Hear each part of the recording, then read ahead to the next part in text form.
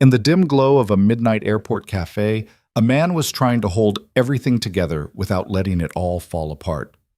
Business calls kept coming. A 6-year-old girl sat quietly beside him, her eyes too old for her age. And across the counter, a young woman was trying to hide her exhaustion behind a polite smile. 2 broken lives, 1 chance encounter, and everything was about to change forever. Stay with this story until the end. Hit like and comment what city you're watching from so I can see how far this story has traveled. The airport cafe smelled like burnt coffee and recycled air. Noah Carter pressed his phone harder against his ear, trying to hear the client over the gate announcements echoing through Terminal C. His other hand rested on his daughter's shoulder, a light touch, just enough to keep her close. "Mr. Carter, we need those revised projections by Friday morning at the latest." "You'll have them Thursday night," Noah said, his voice steady despite the headache building behind his eyes. "I'm flying back tomorrow. We'll have everything finalized before the weekend." Lily sat perfectly still in the chair beside him, her small hands folded in her lap. She didn't fidget, didn't ask for anything. At 6 years old, she had learned that silence was safer than questions. Noah ended the call and slipped the phone into his jacket pocket. He crouched down to meet his daughter's eyes. "You doing okay, sweetheart?" She nodded. "You hungry? We can get something before the flight." Another nod. No words. He stood and took her hand, leading her toward the counter. The cafe was nearly empty at this hour, just a few travelers scattered at tables, staring at laptops or sleeping with their heads on their bags. The fluorescent lights buzzed overhead, casting everything in a cold, sterile glow. Behind the counter, a woman was wiping down the espresso machine. She moved with the kind of exhaustion that came from too many shifts and not enough sleep. Her dark hair was pulled back in a messy ponytail, and there were shadows under her eyes that no amount of concealer could hide. Elena Brooks had been on her feet for 11 hours. Her shift was supposed to end at 10, but someone called in sick and she couldn't afford to say no. Not with rent due in 3 days and her son's daycare bill still unpaid from last month. She looked up as Noah and Lily approached, forcing a smile that didn't quite reach her eyes. "Hi there. What can I get for you?" Noah glanced at the menu board, though he already knew what he wanted. Large black coffee. And he looked down at Lily. "What do you want, Lil?" "Hot chocolate," Lily whispered. Elena's smile softened, becoming something more genuine. "Hot chocolate coming right up with whipped cream?" Lily hesitated, then nodded. "Extra whipped cream," Elena said with a wink. "Because why not?" She turned to prepare the drinks, and Noah watched her work. There was something about the way she moved, efficient but careful, like someone used to making every action count. She didn't waste motion, didn't waste time. "Rough night?" Noah asked. Elena glanced over her shoulder. "Is it that obvious?" "I've had a few myself." She laughed, but it was tired. "Yeah, something like that." She finished the drinks and set them on the counter. Noah pulled out his wallet, but before he could hand over his card, his phone rang again. He muttered an apology and answered. "Noah Carter." "Mr. Carter, sorry to bother you so late, but we've got a problem with the Henderson account." Noah closed his eyes. "What kind of problem?" While he talked, Lily reached for her hot chocolate. The cup was too full, too hot, and her small hands couldn't quite grip it right. It tipped, spilling across the counter in a brown, steaming wave. Elena moved fast, grabbing a towel and soaking up the mess before it could drip onto Lily's clothes. "Hey, it's okay. Happens all the time." Lily's eyes went wide with panic. I'm sorry, I didn't mean—" "Sweetheart, you're fine." Elena crouched down so they were eye level. "It was an accident, no big deal. How about I make you another one? On the house." Noah ended his call abruptly. "Lily, what happened?" "It was my fault," Elena said quickly, standing. "I filled it too high. Let me make her a new one." Noah looked between them, reading the situation in an instant. Lily's guilt. Elena's kindness. He pulled out a 20 and set it on the counter. "Keep the change." "Sir, that's way too much. You've been working all night. Consider it a tip." Elena stared at the bill, then at him. For a moment, something passed between them. An understanding, maybe.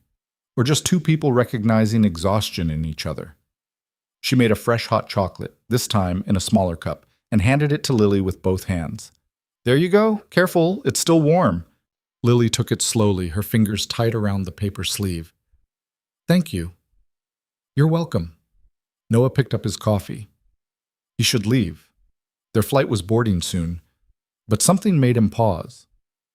You work here every night? Most nights, and a few mornings. That's a lot. Elena shrugged. Bills don't pay themselves. There was no self-pity in her voice. Just fact. Noah nodded. He understood that. He understood working until your body screamed for rest because stopping wasn't an option. Well, thanks for the coffee. Safe travels. He took Lily's hand and turned to leave, but halfway to the door, Lily stopped. She tugged on his sleeve. Dad? Yeah? She's sad. Noah looked back at the counter. Elena had her back to them now, restocking cups. Her shoulders were tight, her movements mechanical. Maybe, Noah said quietly. Can we help her? He looked down at his daughter, at those wide, serious eyes that saw too much. I don't know, Lil. Sometimes people don't want help. But the words felt hollow even as he said them. They made it to the gate just as boarding began. Lily fell asleep before takeoff, her head resting against Noah's arm. He stared out the window as the plane lifted into the dark sky, the city lights shrinking below. He thought about Elena, about the exhaustion in her face and the kindness in her voice, about the way she'd crouched down to Lily's level, making her feel safe instead of ashamed. He thought about her hands, red and raw from too much work, and he thought about how he'd probably never see her again. The flight back to Denver was uneventful. Lily woke up as they descended, blinking sleepily. Are we home? Almost. They landed just after midnight. Noah carried their bags through the terminal, Lily walking close beside him. His car was in long-term parking, covered in a thin layer of dust from 3 days away. The drive home was quiet. Lily stared out the window, watching streetlights blur past. Dad? Yeah? Do you think that lady has a little girl? Noah glanced at her in the rearview mirror. I don't know. Why? She seemed like she would be a good mom. His hands tightened on the steering wheel. Yeah, she did. They pulled into the driveway of a house that was too big for 2 people. Noah had bought it 3 years ago, thinking it would be a fresh start, a place to build new memories. But mostly it just felt empty. He unlocked the door and turned on the lights. Everything was exactly as they'd left it, clean, organized, quiet. Go brush your teeth and get ready for bed, Noah said. I'll be up in a minute. Lily nodded and headed upstairs. Noah dropped their bags by the door and walked into the kitchen. He poured himself a glass of water and stood at the counter, staring at nothing. His phone buzzed. Another email. Another crisis that needed fixing. He ignored it. Instead, he thought about what Lily had said. About helping, about sadness. He thought about how much easier it was to focus on work than to focus on the fact that his daughter barely spoke anymore. That she moved through life like she was trying not to take up space. He thought about how he'd become exactly what he swore he wouldn't be. Too busy, too distracted, too absent. Upstairs, Lily was waiting for him. She was already in bed, her stuffed rabbit tucked under her arm. All set? Noah asked. Yeah. He sat on the edge of her bed. You have fun this weekend? She nodded. We'll do it again soon. Maybe somewhere warm next time. Okay. He kissed her forehead. Love you, Lil. Love you too, Dad. He turned off the light and closed the door halfway, leaving it open just enough that she wouldn't feel alone in the dark. Back in his own room, Noah changed into sweats and collapsed onto the bed. His phone kept buzzing, but he didn't reach for it. Instead, he stared at the ceiling and thought about a woman in an airport cafe who made hot chocolate with extra whipped cream and didn't make a little girl feel bad for spilling it. He fell asleep thinking about her smile. 3 days later, Noah was back at the airport. It wasn't planned. He had a meeting in Phoenix that got moved up last minute, and his assistant had already booked the ticket before he could argue. Another red eye. Another few days away from Lily. He hated it, but the Henderson account was worth 7 figures, and if he didn't show up, someone else would. So he kissed Lily goodbye, promised her he'd be back by Friday, and drove to the airport with his go bag in the passenger seat. Security was slow. By the time he made it through, he had 20 minutes before boarding. He headed straight for the cafe. He told himself it was just for coffee. that he wasn't looking for anyone. But when he walked through the door and saw Elena behind the counter, something in his chest loosened. She looked up, and for a second she didn't recognize him. Then her eyes widened slightly. "Oh, hi. Hi. Back again already?" "Work," Noah said. "Never stops." "Tell me about it." She grabbed a cup. "Same order? Black coffee?" "Yeah, thanks." She poured it and handed it over. Their fingers brushed for half a second, and Noah felt it like a spark. "How's your daughter?" Elena asked. He blinked, surprised she remembered. "She's good. Asking about you, actually." Elena smiled. "Yeah?" She wanted to know if you had kids. Something shifted in Elena's expression. The smile didn't disappear, but it changed, became guarded. "I do. A son. He's 4. That's a good age." "It's exhausting." She laughed softly. "But yeah, it's good." Noah paid, and this time she didn't argue about the tip. She just looked at him for a long moment, like she was trying to figure something out. "You travel a lot?" she asked. "More than I'd like." "Yeah, I bet." There was a pause, the kind that could go either way, toward something or toward nothing. "Listen," Noah said before he could stop himself. "If you ever need anything, I don't know, a reference for another job or..." Elena's smile turned sad. "That's kind of you. But I'm okay." "You sure?" She hesitated, and in that hesitation, Noah saw the truth. She wasn't okay. "I've got to get back to work," Elena said quietly. "Right, yeah. Sorry." He turned to leave, but her voice stopped him. "Hey." He looked back. "Thanks," she said. "For asking." Noah nodded, and then he walked away because staying felt like pushing, and pushing felt wrong. But as he boarded his flight, he couldn't shake the feeling that he'd just walked away from something important. Elena watched him go, her hands gripping the edge of the counter. She hadn't expected to see him again. Hadn't expected him to remember her, or Lily, or anything about that night. But he had. And for some reason, that made everything harder. She finished her shift at 2 a.m. Her feet ached. Her back ached. Everything ached. She drove home in a car that rattled every time she hit a pothole. The check engine light had been on for 3 weeks, but she couldn't afford to fix it. Not yet. Her apartment was on the 3rd floor of a building that should have been condemned years ago. The hallway smelled like cigarettes and mildew. The elevator didn't work. She climbed the stairs slowly, every step a reminder of how tired she was. Inside, the babysitter was asleep on the couch. Elena paid her cash, $40 she couldn't really spare, and thanked her quietly. Then she walked into the bedroom and looked at her son. James was curled up under a thin blanket, his thumb in his mouth. His hair was a mess, sticking up in every direction. He looked so small, so fragile. Elena sat on the edge of the bed and brushed his hair back from his forehead. "Hey, baby," she whispered. He didn't wake up.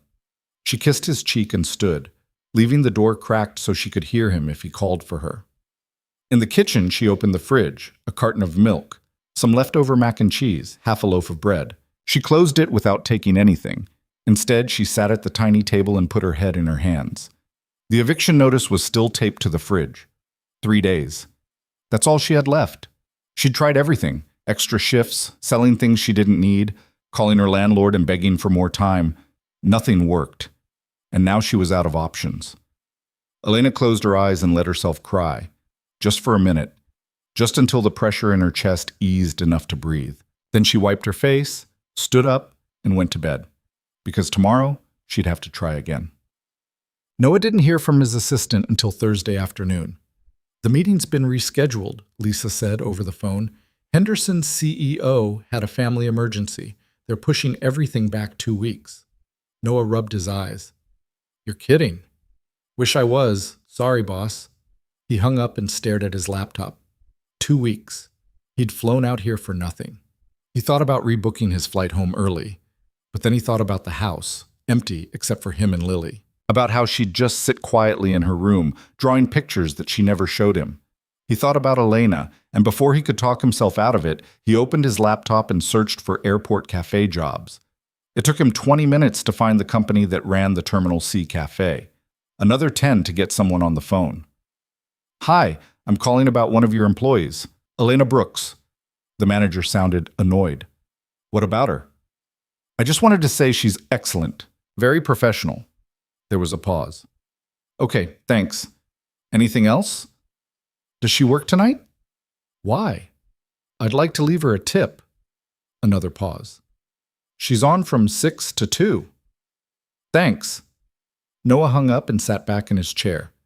What the hell was he doing? He didn't know, but he couldn't shake the feeling that walking away again would be a mistake. So at 7 that night, he drove back to the airport. Elena was restocking the pastry case when Noah walked in. She looked up, and this time surprise flickered across her face. "You're still in town?" "Meeting got canceled." He approached the counter. "Figured I'd grab dinner." She gestured to the sad-looking sandwiches under the glass. "This is not dinner." "It's food." "Barely." Noah laughed, and so did she. A real laugh, not the polite one she used with customers. "Okay," she said. "What do you actually want?" "Coffee, and whatever you recommend." "I recommend leaving and finding real food." "Too late. I'm committed now." Elena shook her head, but she was smiling. She grabbed a turkey sandwich and rang it up. "This is the least stale one." "Sounds delicious." She handed it over, and their eyes met. "Why are you really here?" Elena asked quietly. Noah hesitated. He could lie. Make up some excuse about work or time to kill, but he didn't. "I don't know," he said honestly. I wanted to see if you were okay." Elena's expression softened, and for a moment the walls came down. "I'm not," she whispered. Noah's heart clenched. "What's wrong?" She shook her head. "It's not your problem." "Maybe not, but I'm asking anyway."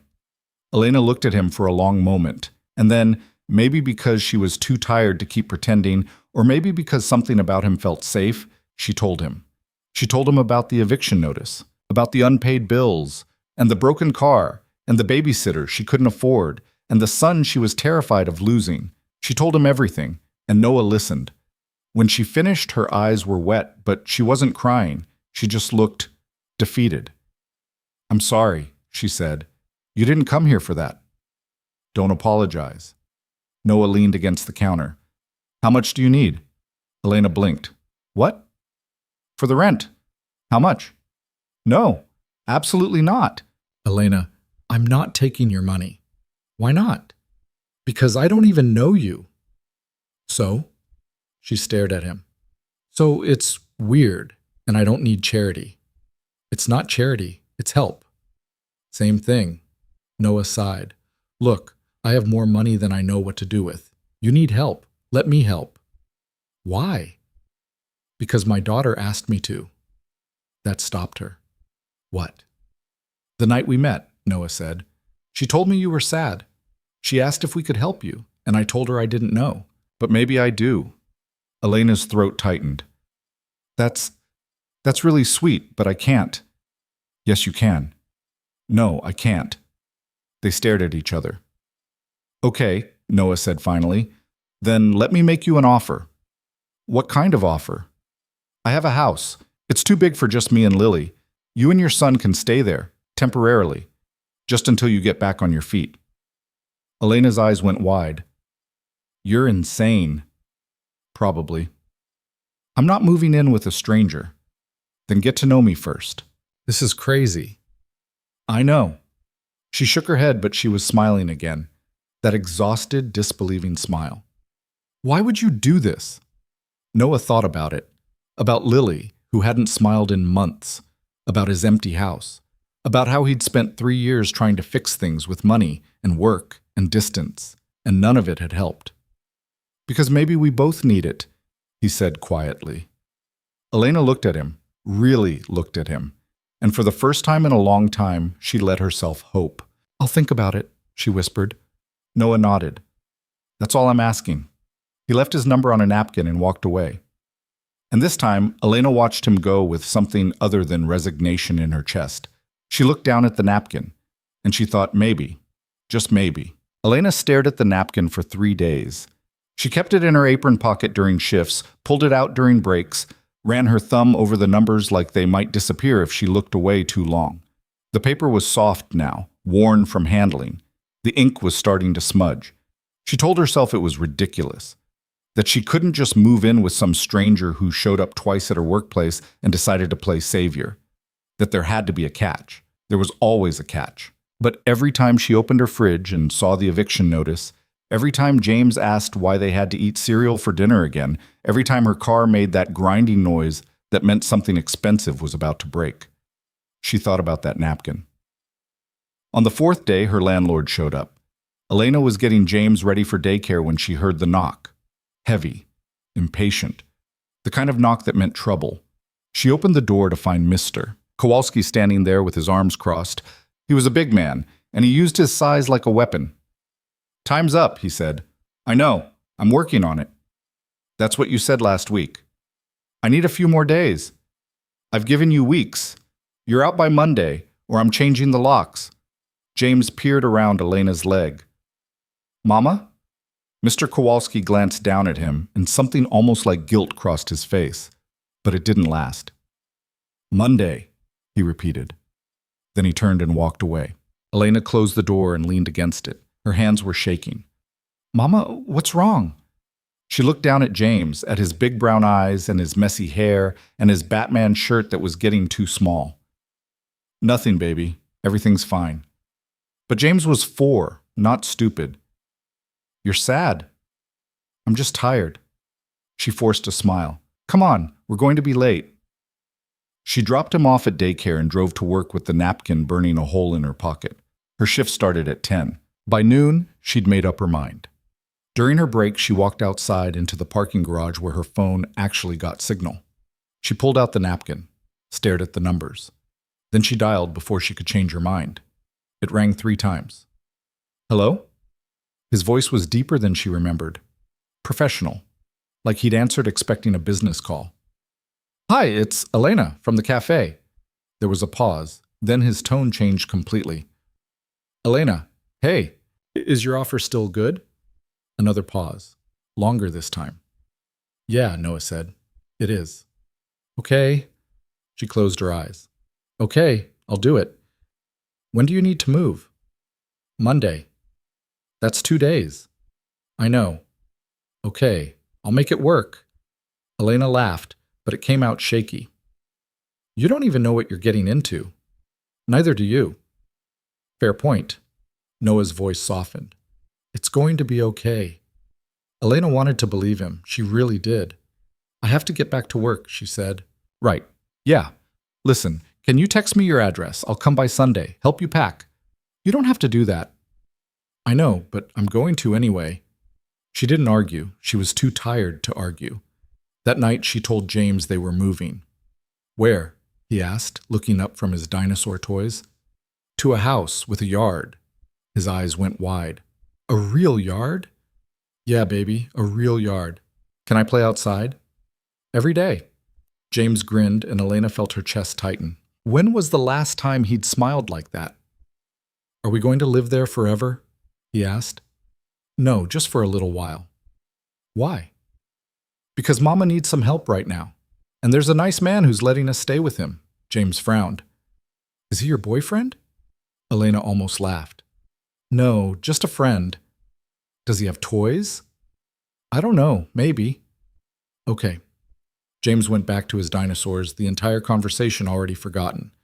Elena wished it were that easy for her. Sunday morning arrived too fast. Elena had packed most of their things into garbage bags and cardboard boxes. It wasn't much. Clothes, some dishes, James's toys, a few books. Everything they owned fit into the trunk of her car with room to spare. She was taping up the last box when someone knocked. She opened the door to find Noah standing there in jeans and a t-shirt, looking nothing like the businessman she'd met at the airport. He looked younger like this, more approachable. "Hi," he said. "Hi." He glanced past her at the boxes. "You already packed." "I don't have a lot." Noah nodded. He didn't say anything stupid like, "That must be hard," or "I'm sorry." He just looked at her, and she felt seen in a way that made her uncomfortable. "Where's your son?" he asked. "Daycare. Sunday hours." "You're working today?" Night shift, 6 to 2. Noah frowned. When do you sleep? When I can. He looked like he wanted to say something else, but he didn't. Instead, he picked up 2 of the boxes. My car's downstairs. They made 3 trips. Noah didn't complain about the stairs or the smell in the hallway or the broken elevator. He just worked, steady and efficient. When everything was loaded, Elena stood in her empty apartment one last time. The walls were still marked with crayon from when James was 2. The carpet was stained in places she'd never been able to clean. But it had been home. You okay? Noah asked from the doorway. Yeah. She turned around. Let's go. The drive to Noah's house took 40 minutes. Elena followed him in her rattling car, convinced the whole time that something was going to break and she'd end up stranded on the highway. But they made it. Noah lived in a neighborhood that looked like it belonged in a magazine. Big houses, perfect lawns, trees lining every street. He pulled into a driveway in front of a 2-story house with white siding and black shutters. Elena parked behind him and just stared. This is where you live? Noah got out of his car. Yeah. It's huge. Too big, honestly. He unlocked the front door. Come on, I'll show you around. Inside was even more overwhelming. Hardwood floors, high ceilings, furniture that looked expensive, everything clean and organized, and exactly the kind of place where Elena was afraid to touch anything. The guest room is upstairs, Noah said, leading the way. It has its own bathroom. There's a smaller room next to it that James can use. He opened the door to a bedroom that was bigger than Elena's entire apartment had been. There was a queen bed, a dresser, a chair by the window. This is too much, Elena said quietly. It's just been sitting empty. Still, Noah turned to face her. Listen, I know this is weird. I know you don't know me, but I'm not expecting anything from you. You stay as long as you need. No strings. Elena wanted to believe him, but in her experience, there were always strings. Where's Lily? She asked, changing the subject. At a friend's house. I'll pick her up later. Thought it might be easier to get you settled first. Elena nodded. She walked to the window and looked out at the backyard. There was a swing set out there, weathered and unused. That was for Lily, Noah said, following her gaze. She used to play on it all the time. Now she just doesn't. Why? Noah was quiet for a moment. Her mom died 3 years ago, car accident. She hasn't been the same since. Elena turned around. I'm sorry. Yeah, me too. There was something in his voice. Grief, yes, but also guilt. The kind that came from feeling like you should have done more, should have been better, should have somehow prevented the unpreventable. Elena recognized it because she felt it too. James's dad left when he was 6 months old, she said. Just walked out one day and never came back. That's rough. Yeah. Elena crossed her arms. So I guess we're both pretty screwed up, huh? Noah laughed, actually laughed. Yeah, I guess we are. They stood there for a moment, 2 strangers who understood each other better than they should. Then Noah cleared his throat. I'll let you get unpacked. Kitchen's downstairs if you need anything. Help yourself. Thanks. He left, closing the door behind him. Elena sat on the edge of the bed and put her face in her hands. What the hell had she just done? She unpacked slowly, putting clothes in the dresser, hanging James's favorite jacket in the closet. She set up his room next, dinosaur sheets on the bed, toys in a box by the window. By the time she finished, it was almost 3. She needed to pick up James and get ready for her shift. She found Noah in the kitchen, staring at his laptop. I need to get James, she said. Noah looked up. Okay. You know how to get back here? Yeah. Okay. I'll be here when you get back. Elena nodded and left. The drive to the daycare felt surreal, like she'd stepped into someone else's life and was just waiting for the real owner to come back and kick her out. James was playing in the sandbox when she arrived. He looked up and waved, his face splitting into a grin. Mama? Hi, baby. You ready to see the new house? Yeah. She buckled him into his car seat and drove back, following the route she'd memorized. When they pulled into the driveway, James pressed his face against the window. Wow, it's so big. I know. Is that my yard? For now. James was out of the car before she could stop him, running toward the backyard like he'd been waiting his whole life for grass and space. Elena followed more slowly, watching him discover the swing set. Mama, Can I swing? Yeah, be careful. He climbed on and started pumping his legs. His laughter echoed across the yard. Elena stood there, arms crossed, feeling something she hadn't felt in a long time. Relief. The front door opened and Noah stepped out. He found the swings. Yeah. They watched James together. He was going higher now, his hair flying. He's a good kid, Noah said. Thanks. Lily should be back soon. I'm going to pick her up in a few minutes. Elena glanced at him. How do you think she'll react to us being here?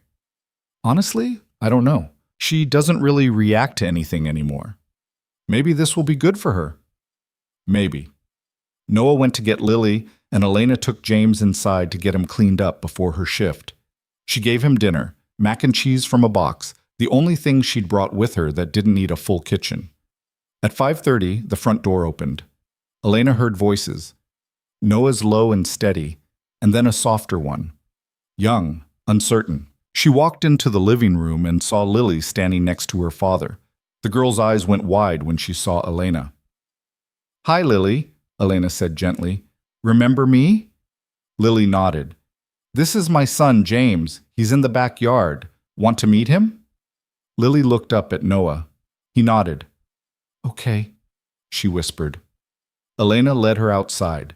James was still on the swing, but he stopped when he saw them.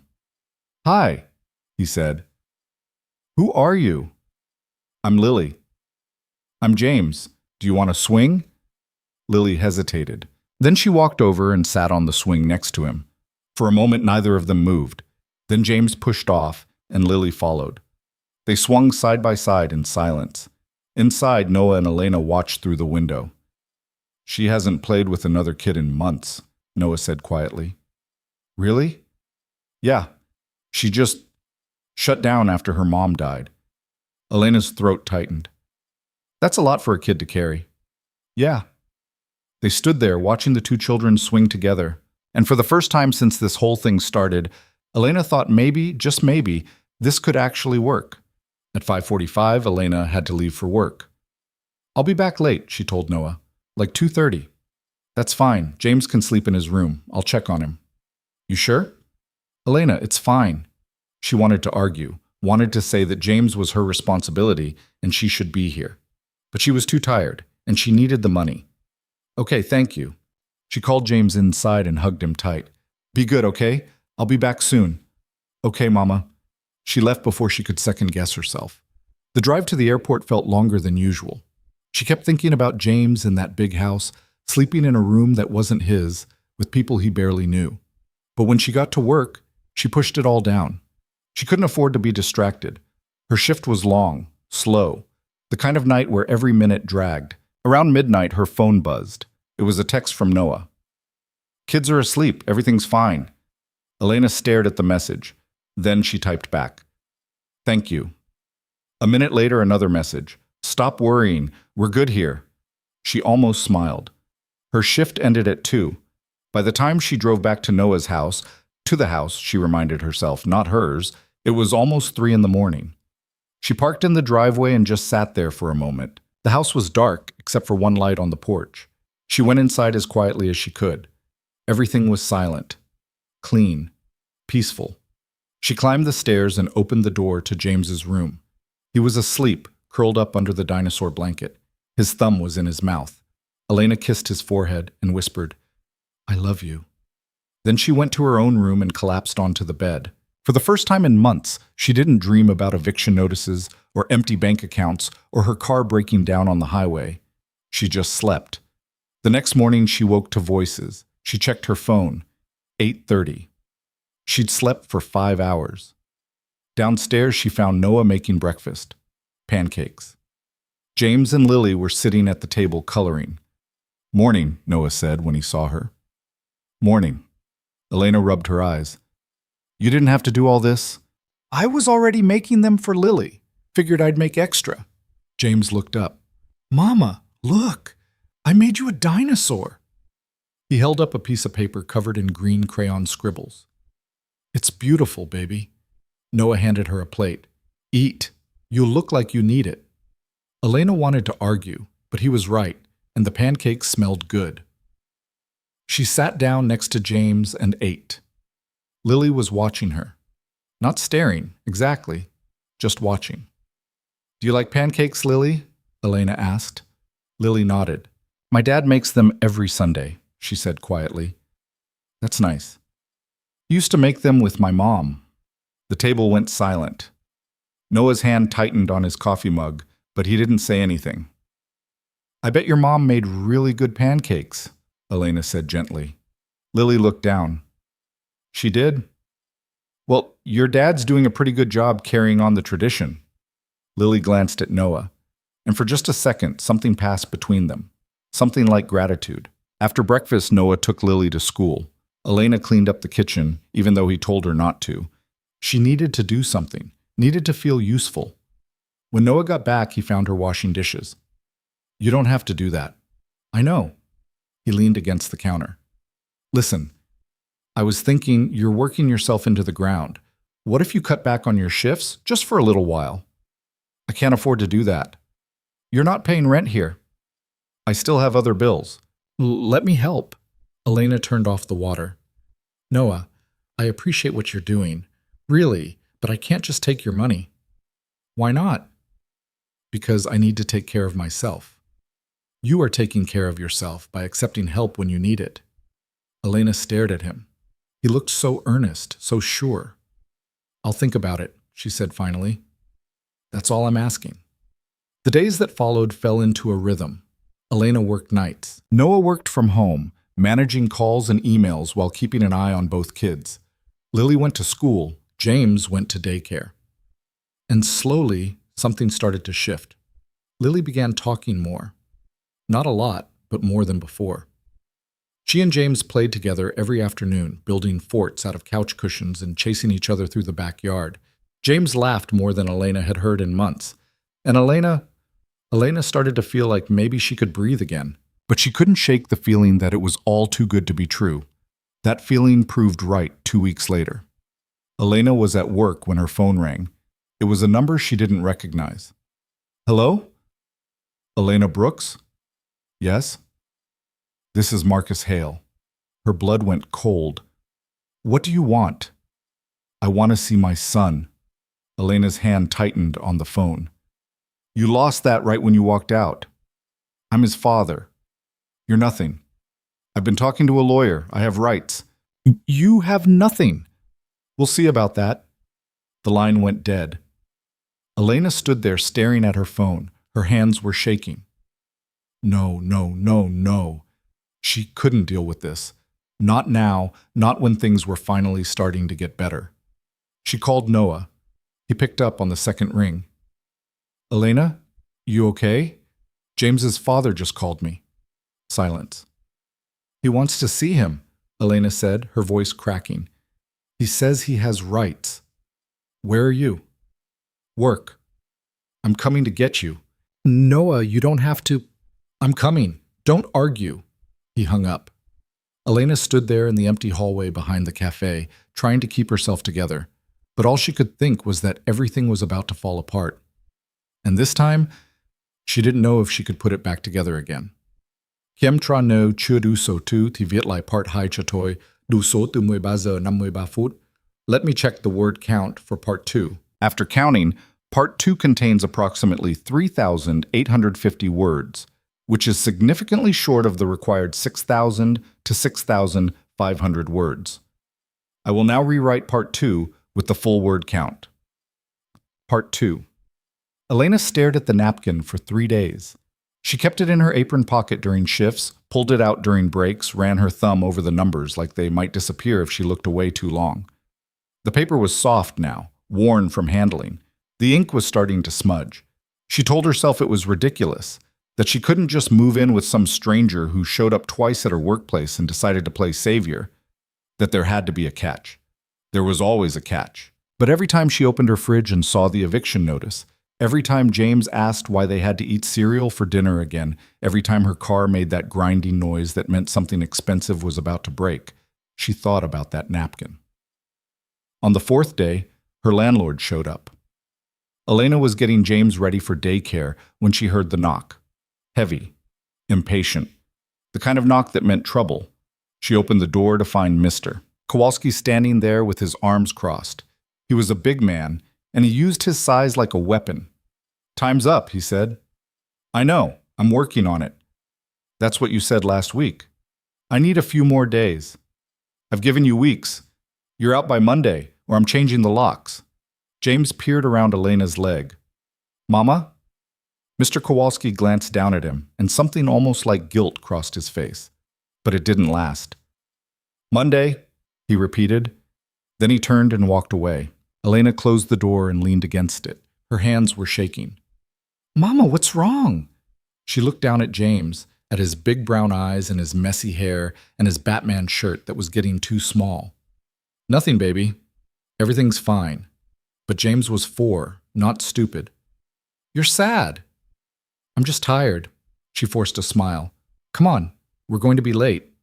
She dropped him off at daycare and drove to work with the napkin burning a hole in her pocket. Her shift started at 10. By noon, she'd made up her mind. During her break, she walked outside into the parking garage where her phone actually got signal.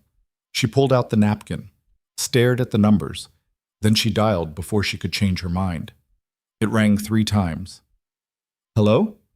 His voice was deeper than she remembered. Professional, like he'd answered expecting a business call. "Hi, it's Elena, from the cafe." There was a pause. Then his tone changed completely. "Elena." "Hey, is your offer still good?" Another pause. Longer this time. "Yeah," Noah said. "It is." "Okay." She closed her eyes. "Okay, I'll do it. When do you need to move?" "Monday?" "That's 2 days." "I know." "Okay, I'll make it work." Elena laughed, but it came out shaky. "You don't even know what you're getting into." "Neither do you." "Fair point." Noah's voice softened. "It's going to be okay." Elena wanted to believe him. She really did. "I have to get back to work," she said. "Right. Yeah. Listen, can you text me your address? I'll come by Sunday, help you pack." "You don't have to do that." "I know, but I'm going to anyway." She didn't argue. She was too tired to argue. That night she told James they were moving. "Where?" he asked, looking up from his dinosaur toys. "To a house with a yard." His eyes went wide. "A real yard?" "Yeah, baby, a real yard. Can I play outside?" "Every day." James grinned and Elena felt her chest tighten. When was the last time he'd smiled like that? "Are we going to live there forever?" he asked. "No, just for a little while." "Why?" "Because Mama needs some help right now, and there's a nice man who's letting us stay with him." James frowned. "Is he your boyfriend?" Elena almost laughed. "No, just a friend." "Does he have toys?" "I don't know. Maybe." "Okay." James went back to his dinosaurs, the entire conversation already forgotten. Elena wished it were that easy for her. She stayed up late that night, packing what she could. Most of their belongings fit into garbage bags because she'd sold the suitcases months ago when rent was due. She folded James's clothes carefully, trying to smooth out the wrinkles that never quite came out in the laundromat's ancient dryers. Her phone buzzed around midnight. A text from an unknown number. "It's Noah. Just wanted to make sure you're okay." She stared at the message for a long moment before typing back. "I'm fine. Just packing. Get some sleep. I'll be there at 9. "Okay." She set the phone down and looked around her apartment. The walls were thin enough that she could hear her neighbors arguing. The ceiling had a water stain that had been growing for 6 months.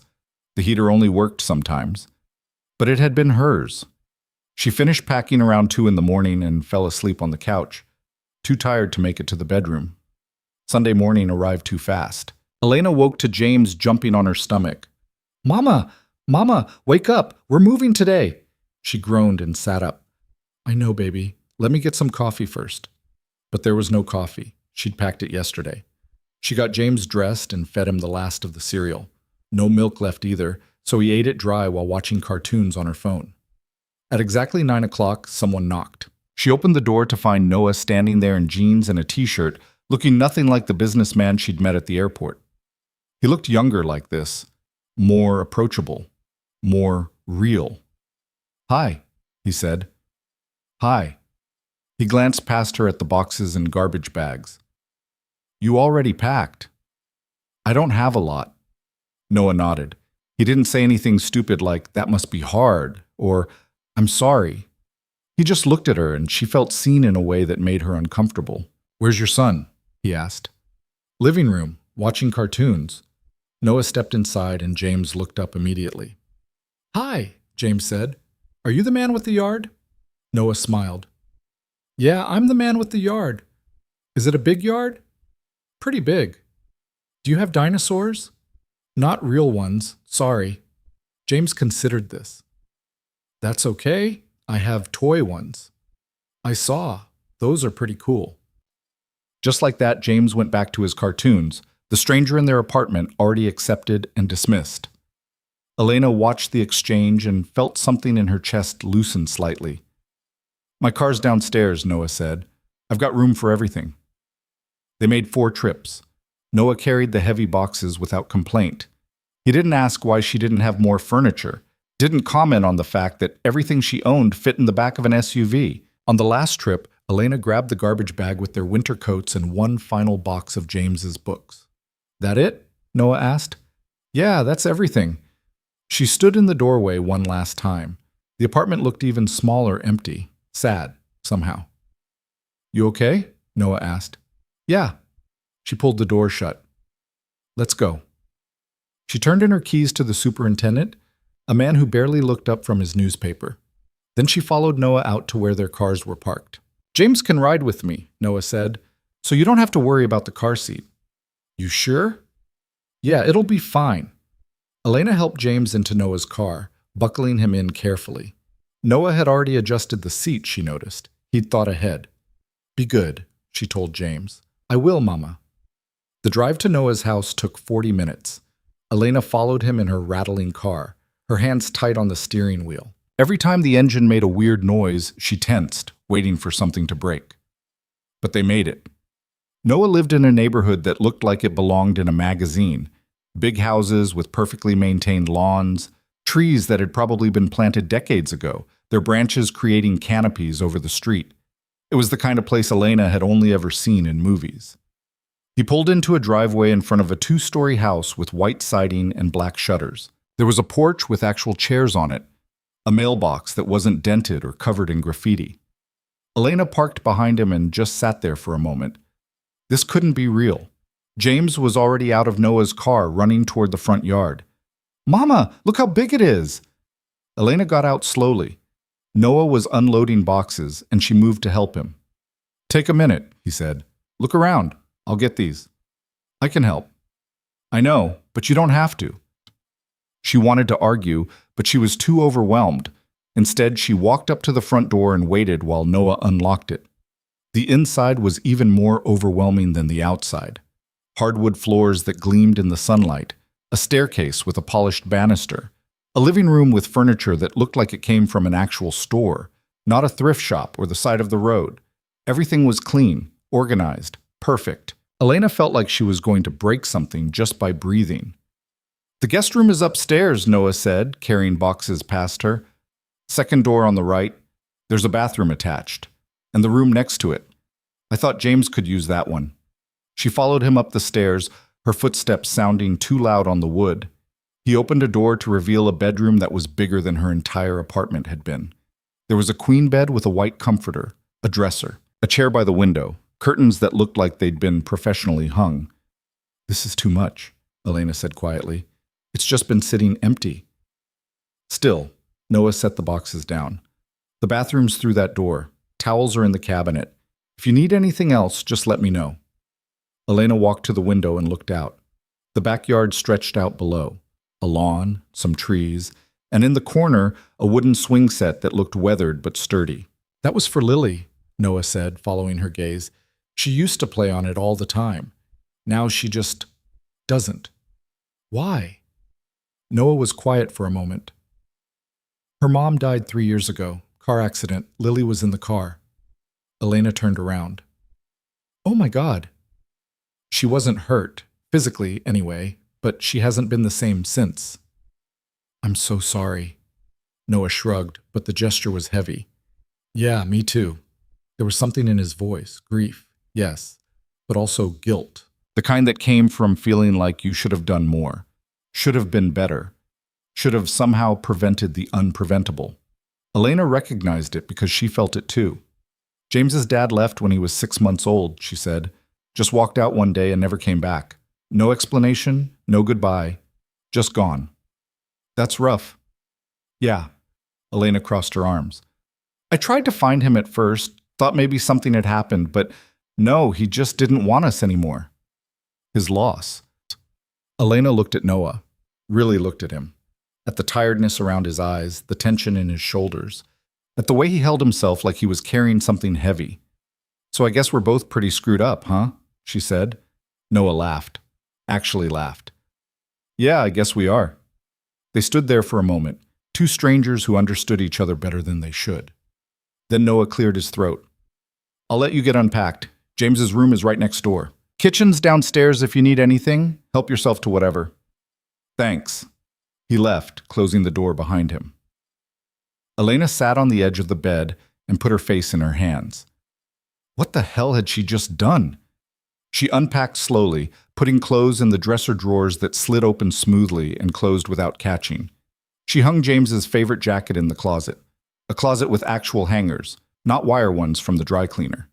Then she moved to James's room. It was smaller than hers, but still bigger than any room he'd ever had. There was a twin bed, a small dresser, and a bookshelf that was empty except for a few old picture books. She made his bed with the dinosaur sheets, arranged his toys on the shelf, and put his clothes away. When she finished, it almost looked like a real kid's room, the kind kids on TV had. By the time she finished, it was almost 3. She needed to pick up James from where he was exploring the house with Noah, get ready for her shift. She found them in the backyard. James was on the swing, pumping his legs with determination. Noah stood nearby, hands in his pockets, watching. Higher, James yelled. Push me higher. Noah moved behind him and gave him a gentle push. James squealed with delight. Elena watched them from the porch. This man, this stranger, being so careful with her son, so patient. I need to get ready for work, she called out. Noah looked over. Okay. What time? I need to leave by 5:30. I'll watch him. You sure? Elena, it's fine. She wanted to argue, wanted to say that James was her responsibility and she should be here, but she was too tired and she needed the money. Okay, she said. Thank you. She went back inside and got ready, the same black pants and white shirt she wore every shift, her hair pulled back in a ponytail. She checked her reflection in the bathroom mirror and barely recognized herself. When was the last time she'd looked at herself? Really looked. She had dark circles under her eyes. Her cheeks were hollow. She looked about 10 years older than she actually was. Elena splashed cold water on her face and went back downstairs. James and Noah were in the kitchen now. Noah was making a sandwich and James was telling him about every dinosaur he owned. And this one is a pterodactyl, but it's not actually a dinosaur, it's a flying reptile. I didn't know that, Noah said, sounding genuinely interested. Most people don't, but I know lots about dinosaurs. I can tell. Elena cleared her throat. They both looked up. I have to go, she said to James. Be good, okay? Listen to Mr. Noah. You can just call me Noah, Noah said. James nodded seriously. Okay, bye, Mama. I love you. I love you too, baby. She kissed his forehead and left before she could change her mind. The drive to the airport felt longer than usual. She kept thinking about James in that big house, sleeping in a room that wasn't his, with people he barely knew. But when she got to work, she pushed it all down. She couldn't afford to be distracted. Her shift was long, slow. The kind of night where every minute dragged and the clock seemed to move backward. She made coffee after coffee, served stale pastries, and smiled at customers who didn't smile back. Around midnight, her phone buzzed. It was a text from Noah, and attached was a photo. James and a little girl were asleep on the couch, curled up under a blanket. James had his arm around his dinosaur. The girl, Lily, Elena realized, had her head on a pillow, her hair spread out like a fan. The text said, Kids passed out watching a movie. Everything's fine. Elena stared at the photo, at her son, safe and warm, at the peace on his face. She typed back, Thank you. A minute later, Stop worrying, we're good here. She almost smiled. Her shift ended at 2. By the time she drove back to the house, she reminded herself, not home, not yet. It was almost 3 in the morning. The neighborhood was silent, dark except for streetlights and the occasional porch light. She parked in the driveway and just sat there for a moment. She went inside as quietly as she could. The living room was empty now, the blanket folded neatly on the couch. There was a note on the kitchen counter. Got them both to bed around 10. James is in his room. Sleep well. N. Elena folded the note and put it in her pocket. Then she climbed the stairs and opened the door to James's room. He was asleep, curled up under the dinosaur blanket. His thumb was in his mouth, a habit he'd had since he was a baby, one she'd never been able to break him of. She kissed his forehead and whispered, "I love you." Then she went to her own room and collapsed onto the bed without even taking off her shoes. For the first time in months, she didn't dream about eviction notices or empty bank accounts or her car breaking down on the highway. She just slept. The next morning, she woke to voices downstairs. She checked her phone. 8:30. She'd slept for 5 hours straight. When was the last time that had happened? She got up, changed into clean clothes, and followed the sound of laughter. In the kitchen, Noah was making pancakes. James and Lily were sitting at the table, coloring. James's tongue was sticking out in concentration. Lily was humming quietly to herself. "Morning," Noah said when he saw her. "Morning." Elena rubbed her eyes. "You didn't have to do all this. I was already making them for Lily. Figured I'd make extra." James looked up. "Mama, look, I made you a picture." He held up a piece of paper covered in crayon scribbles, mostly green with some blue. "It's a dinosaur in the ocean," James explained. "It's beautiful, baby." Noah handed her a plate stacked with 3 pancakes. "Eat. You look like you need it." Elena wanted to argue, but he was right. And the pancakes smelled really good. She sat down next to James and ate. The pancakes were perfect, fluffy, warm, with just the right amount of butter and syrup. Lily was watching her, not staring exactly, just watching, like she was trying to figure something out. "Do you like pancakes, Lily?" Elena asked. Lily nodded. "My dad makes them every Sunday," she said quietly. "It's our tradition." "That's really nice." "He used to make them with my mom." The table went quiet. Noah's hand tightened around his coffee mug, but he didn't say anything. Elena looked at the little girl, at the sadness in her eyes that no 6-year-old should have. "I bet your mom made really good pancakes," Elena said gently. Lily looked down at her plate. "She did. She made shapes, like Mickey Mouse." "That sounds perfect." "My dad tries, but they never look right." Noah's jaw tightened, but he still said nothing. "Well," Elena said, "I think your dad's doing a pretty amazing job. These are the best pancakes I've had in years." Lily looked up at Noah, and for just a second something passed between them, something like gratitude. After breakfast, Noah took Lily to school. Elena cleaned up the kitchen, even though he told her not to. She needed to do something, needed to feel useful, not like a charity case. When Noah got back, he found her washing dishes. "You really don't have to do that." "I know." He leaned against the counter. "Listen, I was thinking. You're working yourself into the ground. What if you cut back on your shifts? Just for a little while. Give yourself a chance to breathe." Elena's hand stilled in the soapy water. "I can't afford to do that. You're not paying rent here. I still have other bills, daycare, my phone. The car needs work. Let me help with those." Elena turned off the water and faced him. "Noah, I appreciate what you're doing. I really do. But I can't just take your money." "Why not?" "Because I need to take care of myself." "You are taking care of yourself by accepting help when you need it. There's a difference between help and charity. This isn't charity. Then what is it?" Noah ran a hand through his hair, frustrated. I don't know. It's 2 people helping each other out." "How am I helping you?" He gestured toward the stairs. Lily smiled at breakfast. "Did you see that?" She actually smiled. She hasn't done that in months. Elena's throat tightened. "That's not because of me." "Yeah, it is. It's because there are other people in this house. Because she's not alone with me anymore, walking on eggshells. Both of us trying to pretend everything's fine when it's not." The honesty in his voice hit her hard. "I'm a shitty dad," Noah continued. "I work too much. I don't know how to talk to her anymore. I keep thinking if I just give her space, she'll come back to me. But she doesn't. She just gets quieter. You're not a shitty dad. You don't know that.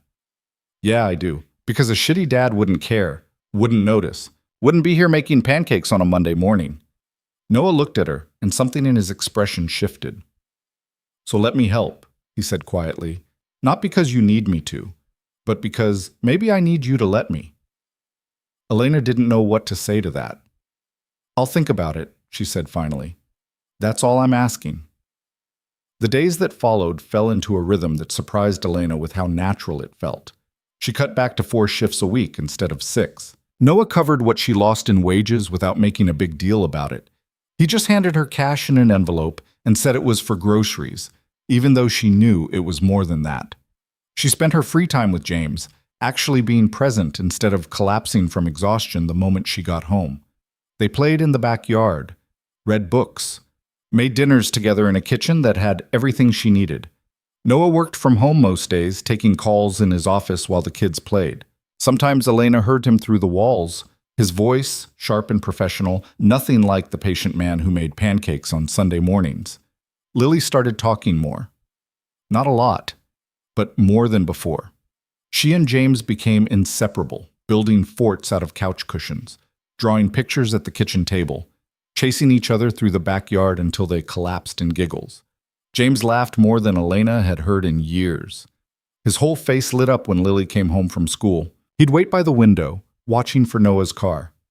And Elena started to feel like maybe she could breathe again. But she couldn't shake the feeling that it was all too good to be true. That feeling proved right 2 weeks after they moved in. Elena was at work, making coffee for a businessman who didn't look up from his phone, when her own phone rang. She ignored it. She was working. It rang again.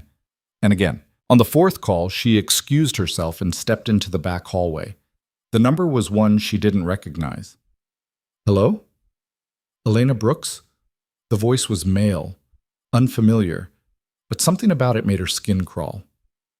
Yes? This is Marcus Hale. Her blood went cold. She hadn't heard that name in over 3 years, hadn't wanted to. What do you want? I want to see my son. You don't have a son. James is my son. You lost that right when you walked out on him. I've been doing some thinking, made some changes. I'm clean now, got a steady job. I want to be part of his life. No. Elena, you don't get to do this. You don't get to disappear for 3 years and then just show up and, I'm his father. You're nothing. There was a pause. When Marcus spoke again, his voice was harder. I've been talking to a lawyer. I have rights, parental rights. Elena's hand tightened around the phone. You signed them away. No, I didn't. You just assumed I did because I left. You abandoned us. And now I'm back. So either you let me see him or I'll take you to court. And trust me, Elena, you don't want that. Single mother working minimum wage, living with some random guy you barely know. Yeah, a judge is going to love that. Elena couldn't breathe. Stay away from us, she said, her voice shaking. I'll be in touch. The line went dead. Elena stood there in the hallway, staring at her phone. Her hands were shaking so badly she almost dropped it. No, no, no, no. She couldn't deal with this. Not now. Not when things were finally starting to get better. She tried to finish her shift, but she kept messing up orders, spilling coffee, forgetting to charge people. Her supervisor pulled her aside. You okay? Yeah, sorry, just tired. Go home early. I'll cover. Elena didn't argue. She called Noah from her car. He picked up on the second ring. Elena, you okay? James's father just called me. Silence. He wants to see him, Elena said, her voice cracking. He says he has rights, that he'll take me to court. Where are you? Work. Stay there. I'm coming to get you. Noah, you don't have to. I'm coming. Don't argue. He hung up. Elena sat in her car in the parking garage trying to keep herself together. But all she could think was that everything was about to fall apart. And this time, she didn't know if she could put it back together again. 20 minutes later, Noah's car pulled up next to hers. He got out and walked over. She rolled down her window. Get in my car, he said. What about mine? Leave it. We'll get it later. Noah. Elena, get in the car. She did. They drove in silence for a few minutes. Then Noah said, "Tell me everything." So she did. She told him about Marcus, about how they'd met when she was 21 and stupid and thought love meant grand gestures instead of steady presence, about how he'd been charming at first, fun, spontaneous, about how he'd changed when she got pregnant, how the fun became reckless, how the spontaneity became unreliability, about how he'd left when James was 6 months old saying he couldn't handle it, couldn't be what she needed, couldn't be a father, about how she'd tried to find him at first, called his friends, his family. No one knew where he was, or if they did, they weren't telling, and now, 3 years later, he was back, threatening to take away the only thing that mattered. When she finished, Noah was quiet for a long time. "He doesn't have a case," Noah said finally. "You don't know that.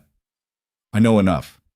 He abandoned you, didn't pay child support, probably didn't even sign the birth certificate. He did sign it. I made sure of that." Noah's jaw tightened. "Okay, then we get a lawyer, a good one." "I can't afford a lawyer." "I can." "Noah, stop." He looked at her. "I can afford it, and I'm not going to let that asshole take your kid." Elena felt tears burn her eyes. "Why are you doing this?" "Because it's the right thing to do." "You barely know me." "I know enough." They pulled into the driveway. Noah turned off the car but didn't get out. "Listen to me," he said. "You're not alone in this, okay? Whatever happens, we'll deal with it together." Elena looked at him, at the determination in his eyes, the set of his jaw. "Okay," she whispered. They went inside. James and Lily were in the living room, building something elaborate out of blocks. They looked up when Elena and Noah walked in. "Mama!" James ran over. "Look what we made!" Elena crouched down and pulled him into a hug. She held him tight, breathing in the smell of his shampoo and the grass he'd been playing in. "It's amazing, baby. Are you okay, Mama?" She pulled back and forced a smile. "I'm fine, just missed you." James seemed satisfied with that answer. He ran back to Lily and their block tower. Elena stood up and found Noah watching her. "He's not taking him," Noah said quietly. "I promise." And despite everything, despite the fear and the uncertainty and the voice in her head saying this was all going to blow up in her face, Elena believed him. The lawyer's office smelled like leather and old books. Elena sat in a chair that was too comfortable, her hands folded in her lap, trying not to touch anything that looked expensive. Noah sat beside her, leaning forward with his elbows on his knees. He'd insisted on coming, had called his own attorney first thing that morning and gotten a referral. "Best family lawyer in Denver," Noah had said. "She'll know what to do."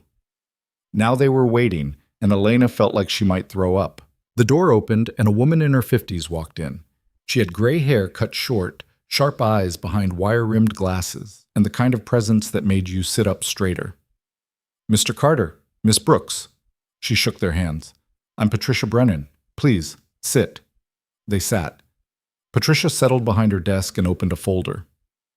"Mr. Carter gave me the basics over the phone, but I need to hear everything from you, Miss Brooks. Start from the beginning."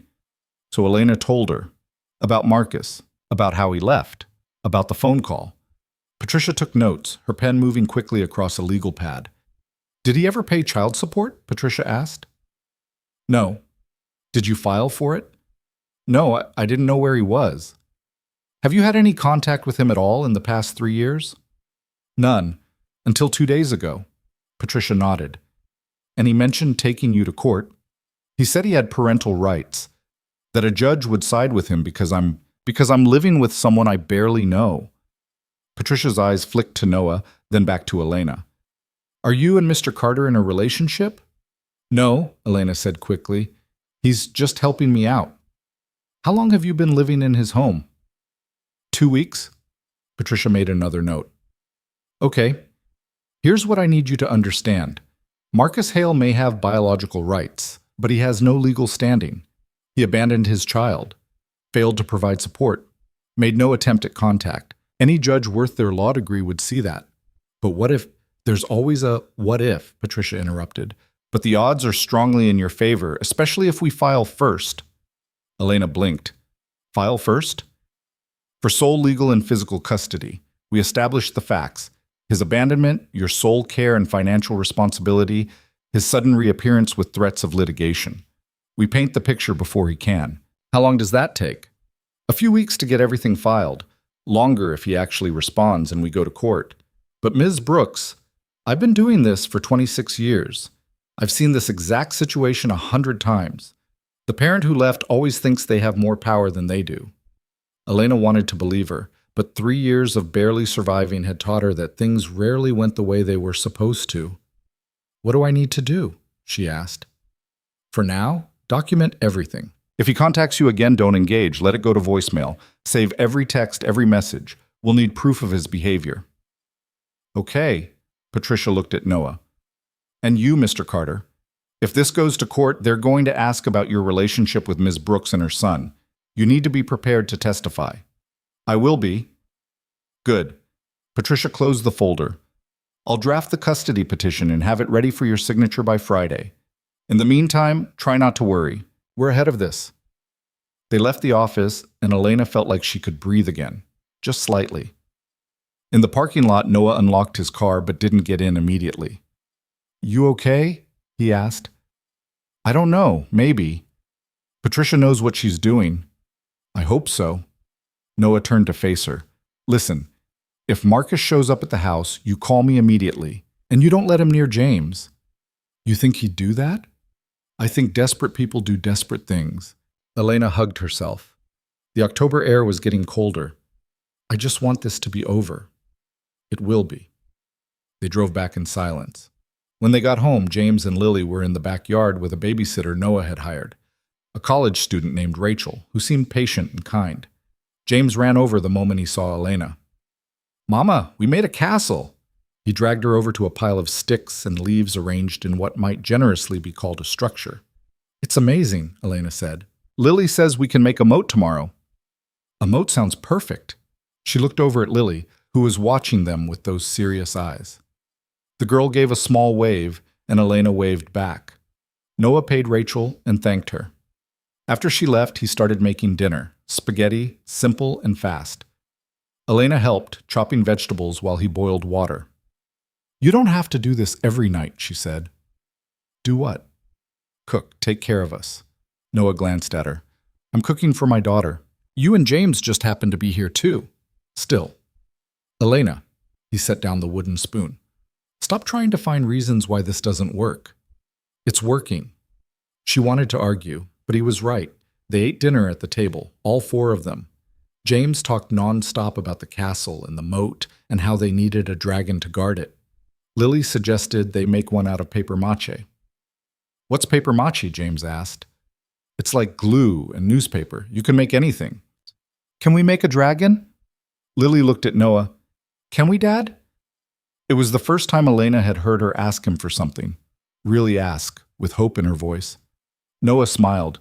Yeah, we can make a dragon. After dinner, the kids ran off to watch a movie. Noah and Elena cleaned up the kitchen together, moving around each other in a rhythm that was starting to feel natural. Thank you, Elena said quietly.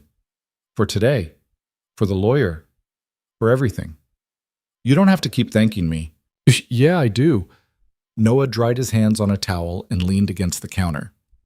You know what Lily said to me this morning? What? She said she likes having James here, that it feels less empty. Elena's throat tightened. That's good. Yeah. He paused. I think it's good for both of them. Hell, maybe it's good for all of us. Elena looked at him, at the way he stood there, relaxed in a way she hadn't seen before, like some of the weight he carried had lifted. Maybe, she said. That night, after the kids were asleep, Elena sat in her room and stared at her phone. No new calls, no texts. But she couldn't shake the feeling that Marcus was out there, waiting. She thought about what Patricia had said, about documenting everything, about not engaging. But what if he showed up? What if he tried to take James? Elena set the phone down and pressed her palms against her eyes. She was so tired of being afraid. The next few days passed without incident. No calls, no texts, nothing. Elena started to hope that maybe Marcus had changed his mind, that maybe he'd realized showing up after 3 years wasn't going to work. But on Thursday, her hope shattered. She was at work, making coffee during a slow afternoon, when a man walked in. She knew it was him before he even got to the counter. Marcus looked different, older. His hair was shorter, and he'd gained weight, but his eyes were the same, cold and calculating. "Elena." Her hands went still. "You need to leave." "I just want to talk." "I said leave. 5 minutes. That's all I'm asking." Her coworker, a younger guy named Danny, looked over. "Everything okay?" "Fine," Elena said, not taking her eyes off Marcus. "This customer was just leaving." Marcus's jaw tightened. "I'm not a customer. I'm her—" "No one," Elena interrupted. "You're no one." "I'm James's father." Danny straightened. "You want me to call security?" Marcus held up his hands. "I'm going. But Elena, this isn't over. You can't keep my son from me." "Watch me." He stared at her for a long moment. Then he turned and walked out. Elena's hands were shaking so badly she had to set down the coffee pot. "You okay?" Danny asked. "Yeah, thanks." But she wasn't okay. She finished her shift on autopilot, then sat in her car for 20 minutes before she could drive. When she got home, Noah was in his office on a call. She could hear his voice through the door, sharp and professional. She went upstairs and checked on James. He was in his room, playing with his dinosaurs, completely oblivious to the fact that his entire world might be about to get torn apart. "Hi, Mama." "Hi, baby. You have a good day?" "Yeah, Lily and me are making the dragon tomorrow. It's going to be huge." "I can't wait to see it." She kissed his forehead and went to her own room. She sat on the edge of the bed and called Patricia. The lawyer answered on the third ring. "Ms. Brooks?" "He showed up at my work." "What did he say?" Elena recounted the conversation. Patricia was quiet for a moment. "Did he threaten you?" "Not exactly, but he said it wasn't over." "Okay. I'm going to file for a restraining order. He has no right to harass you at your workplace." "Will that make things worse?" "It will make things clearer. If he violates the order, he'll be arrested. That tends to make people think twice." Elena closed her eyes. "Okay. And Miss Brooks, the custody petition is ready. I'm filing it tomorrow." "Thank you." She hung up and just sat there. A knock on the door made her jump. "Elena." Noah's voice. "You okay?" She opened the door. He took one look at her face and frowned. "What happened?" So she told him. Noah's expression went dark. "He came to your work?" "Yeah." "That son of a—" He stopped himself. "Sorry, but that's not okay. Patricia's filing a restraining order." "Good. Did he threaten you?" "Not directly. But Noah, I'm scared. What if he tries to take James? What if he just shows up one day and—" "He's not taking James." Noah's voice was firm. "I promise you that." "You can't promise that." "Yes, I can. Because if he tries, he'll have to go through me first." Elena looked at him, at the determination in his eyes, the tension in his shoulders. "Why are you doing this?" she asked quietly. "Really, why do you care so much?" Noah was quiet for a long moment. When he spoke, his voice was rough. "Because I know what it's like to lose someone, to feel like you can't protect the people you love, and I'll be damned if I let that happen to you." Elena felt tears burn her eyes. "I don't know what to say." "You don't have to say anything." He left, and Elena sat back down on the bed. For the first time since Marcus's phone call, she felt like maybe, just maybe, things might be okay. The restraining order was granted on Friday. Patricia called to tell her. "He's been served. If he comes within 500 feet of you, your workplace, or your home, he'll be arrested." "What about James's daycare?" "That's covered too." Elena felt some of the tension in her shoulders release. "Thank you. We're not done yet. The custody hearing is scheduled for 3 weeks from now. I need you to gather any documentation you have, birth certificate, medical records, proof of expenses, anything that shows you've been his sole caregiver." "I will." That weekend, Elena and Noah took the kids to a pumpkin patch. It was Noah's idea. "They need to be kids," he'd said, "and you need a break." Elena had argued at first, but Noah had already told James and Lily, and their excitement made it impossible to say no. The pumpkin patch was crowded with families. Kids ran through rows of orange pumpkins. Parents trailed behind with wagons and cameras. The air smelled like hay and cider. James and Lily ran ahead, pointing at pumpkins and debating which ones were best. "That one's too small," Lily said. "But it's perfect for a dinosaur," James argued. Elena watched them, something in her chest loosening. "They're good together," Noah said beside her. "Yeah, they are. Lily's different around him, more like she used to be." Elena glanced at him. "What was she like before?" Noah's expression turned distant. "Loud, always laughing. She used to talk non-stop about everything: school, her friends, what she wanted to be when she grew up. After the accident, it was like someone turned off a light." "I'm sorry." "Yeah, me too." He paused. "But being around James is helping. I can see it." They walked through the pumpkin patch together, keeping an eye on the kids while they ran from row to row. Eventually, they each picked a pumpkin. James chose one that was lumpy and misshapen. Lily picked a perfectly round one. On the way home, both kids fell asleep in the back seat. Noah glanced at Elena. "You okay?" "Yeah, today was good." "Yeah, it was." They got home and carried the kids inside. James barely woke up when Elena tucked him into bed. She kissed his forehead and closed the door. Downstairs, Noah was in the kitchen making tea. "Want some?" he asked. "Sure." They sat at the table together, the house quiet around them. "Can I ask you something?" Elena said. "Yeah." "Why haven't you dated anyone since your wife?" Noah was quiet for a moment. "I tried. Once. About a year ago. A friend set me up with someone. It was fine. She was nice. But it felt wrong." "Why?"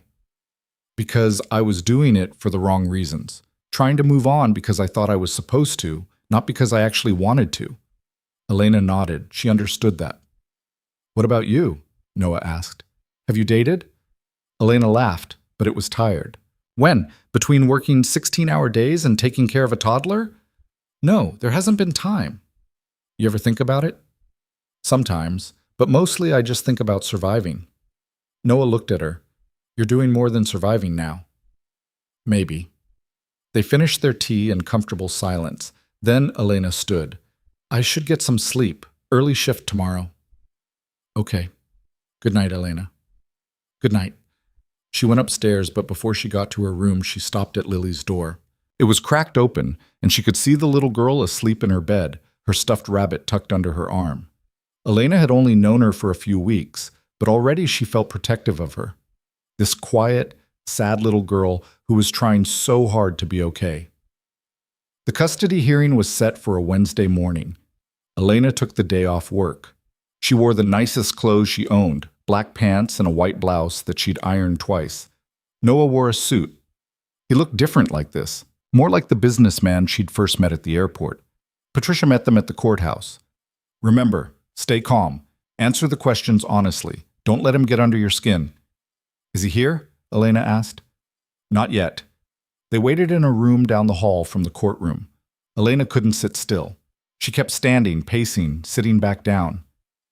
"Hey," Noah said quietly, "you're going to be fine." "What if I'm not?" "Then I'll be here anyway." At 9:30, they were called into the courtroom.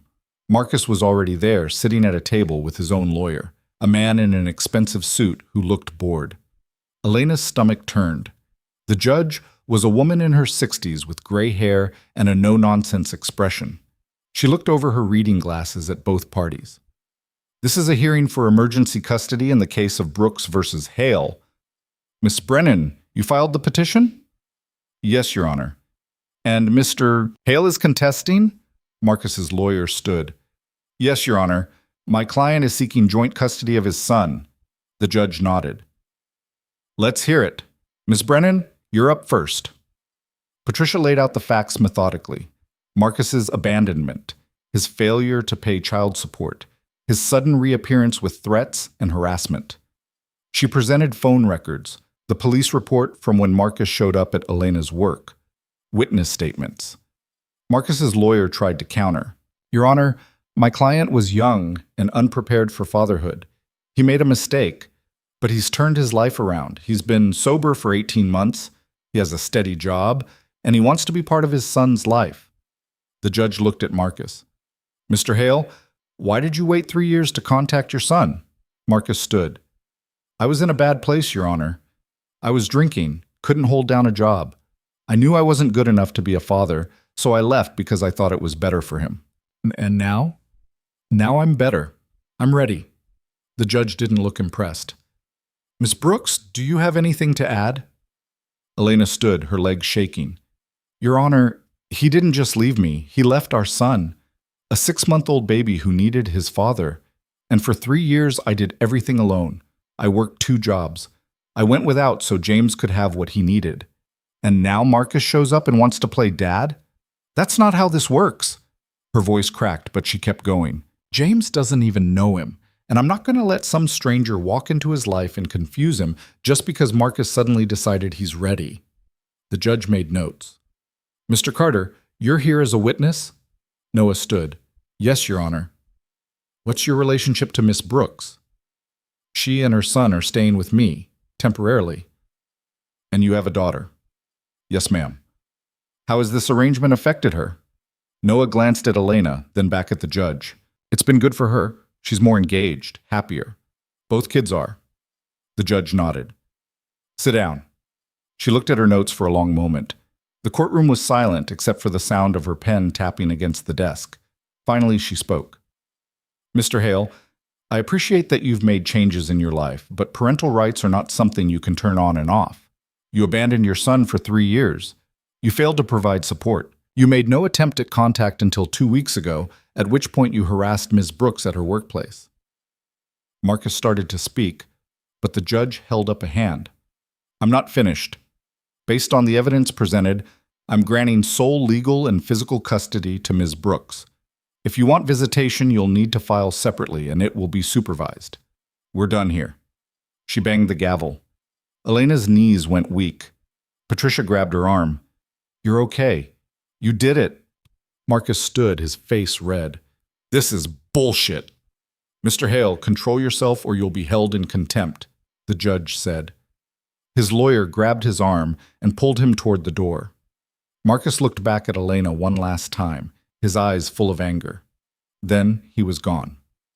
Outside the courthouse, Elena couldn't stop shaking. It's over, Patricia said. He has no legal standing now. If he wants visitation, he'll have to prove he's stable, and that could take years. What if he doesn't give up? Then we deal with it. But Elena, you won. Take the win. Patricia left, and Elena stood on the courthouse steps with Noah.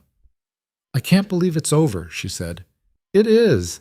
She turned to him. Thank you for being here, for everything. You don't have to. Yeah, I do. She stepped closer. I wouldn't have made it through this without you.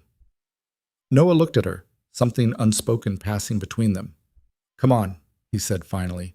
Let's go home. That word, home, settled in Elena's chest like warmth. They picked up the kids from school and daycare. James ran to Elena immediately. Mama, did you win? She crouched down. Yeah, baby, I won. So we don't have to leave? No, we don't have to leave. James threw his arms around her neck, and Elena held him tight.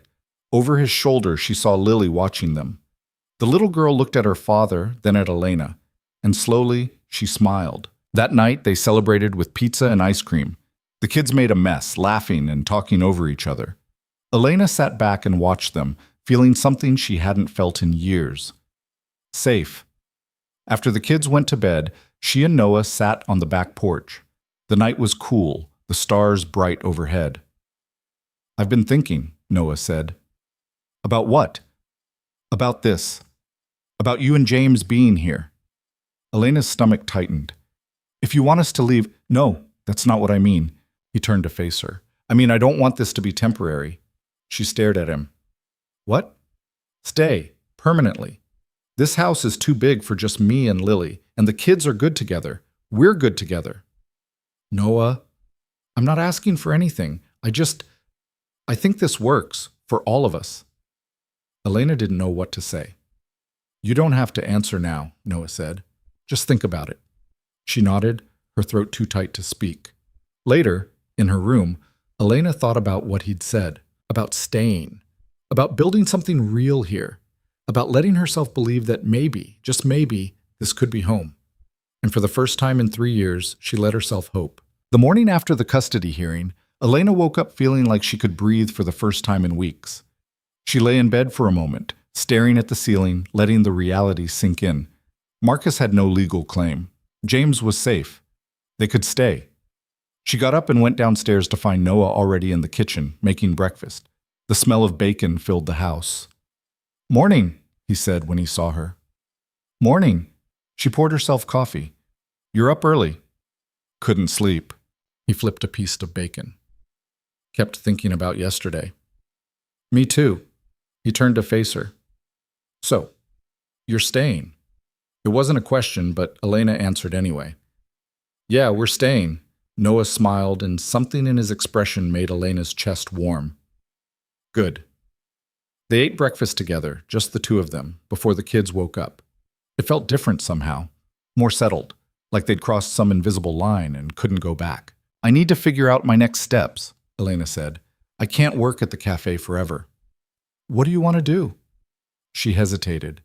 It had been so long since anyone had asked her that. "I used to want to be a nurse, before James, before everything, but that's years of school I can't afford." "What if you could?" Elena looked at him. "Noah, just hear me out. You cut back on shifts, enroll in community college. I can help with tuition."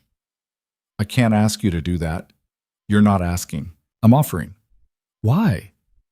Noah set down his fork. "Because you're not just staying here temporarily anymore. You're part of this now, part of my life, part of Lily's life. And I want you to have the chance to do something you actually care about." Elena didn't know what to say. She'd spent so long just trying to survive that she'd forgotten what it felt like to actually want something. "Let me think about it," she said finally. "Okay." The sound of small feet thundering down the stairs interrupted them. James burst into the kitchen, his hair sticking up in every direction. "Mama, can we make the dragon today? Lily said we could." Elena laughed. "After breakfast, baby." Lily appeared behind him, moving more slowly. She was still in her pajamas, her stuffed rabbit tucked under her arm. "Morning, Dad," she said quietly. "Morning, sweetheart. Hungry?" "Yeah." They ate together, the kids talking over each other about their plans for the dragon. Noah caught Elena's eye across the table, and she smiled. This was starting to feel real. After breakfast, they spent the afternoon making the papier-mâché dragon. It was messy, glue everywhere, newspaper strips all over the kitchen floor. James got more paste on himself than on the dragon.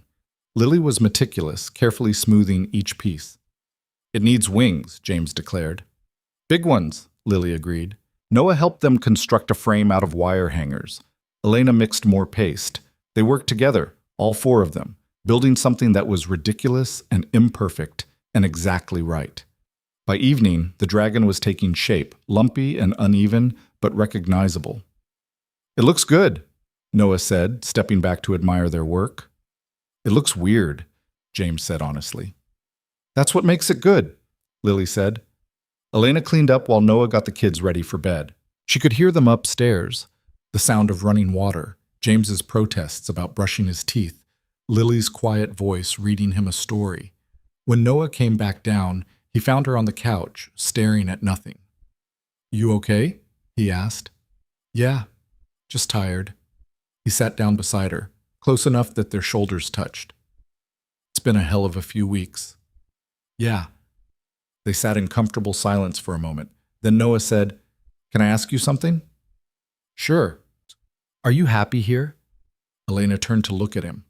His expression was open, vulnerable in a way she wasn't used to seeing. "Yeah, I am." "Good." He paused. "Because I am too. Happier than I've been in a long time." Something in his voice made Elena's heart skip. "Noah, I know this started as me helping you out, but it's become something more. At least for me."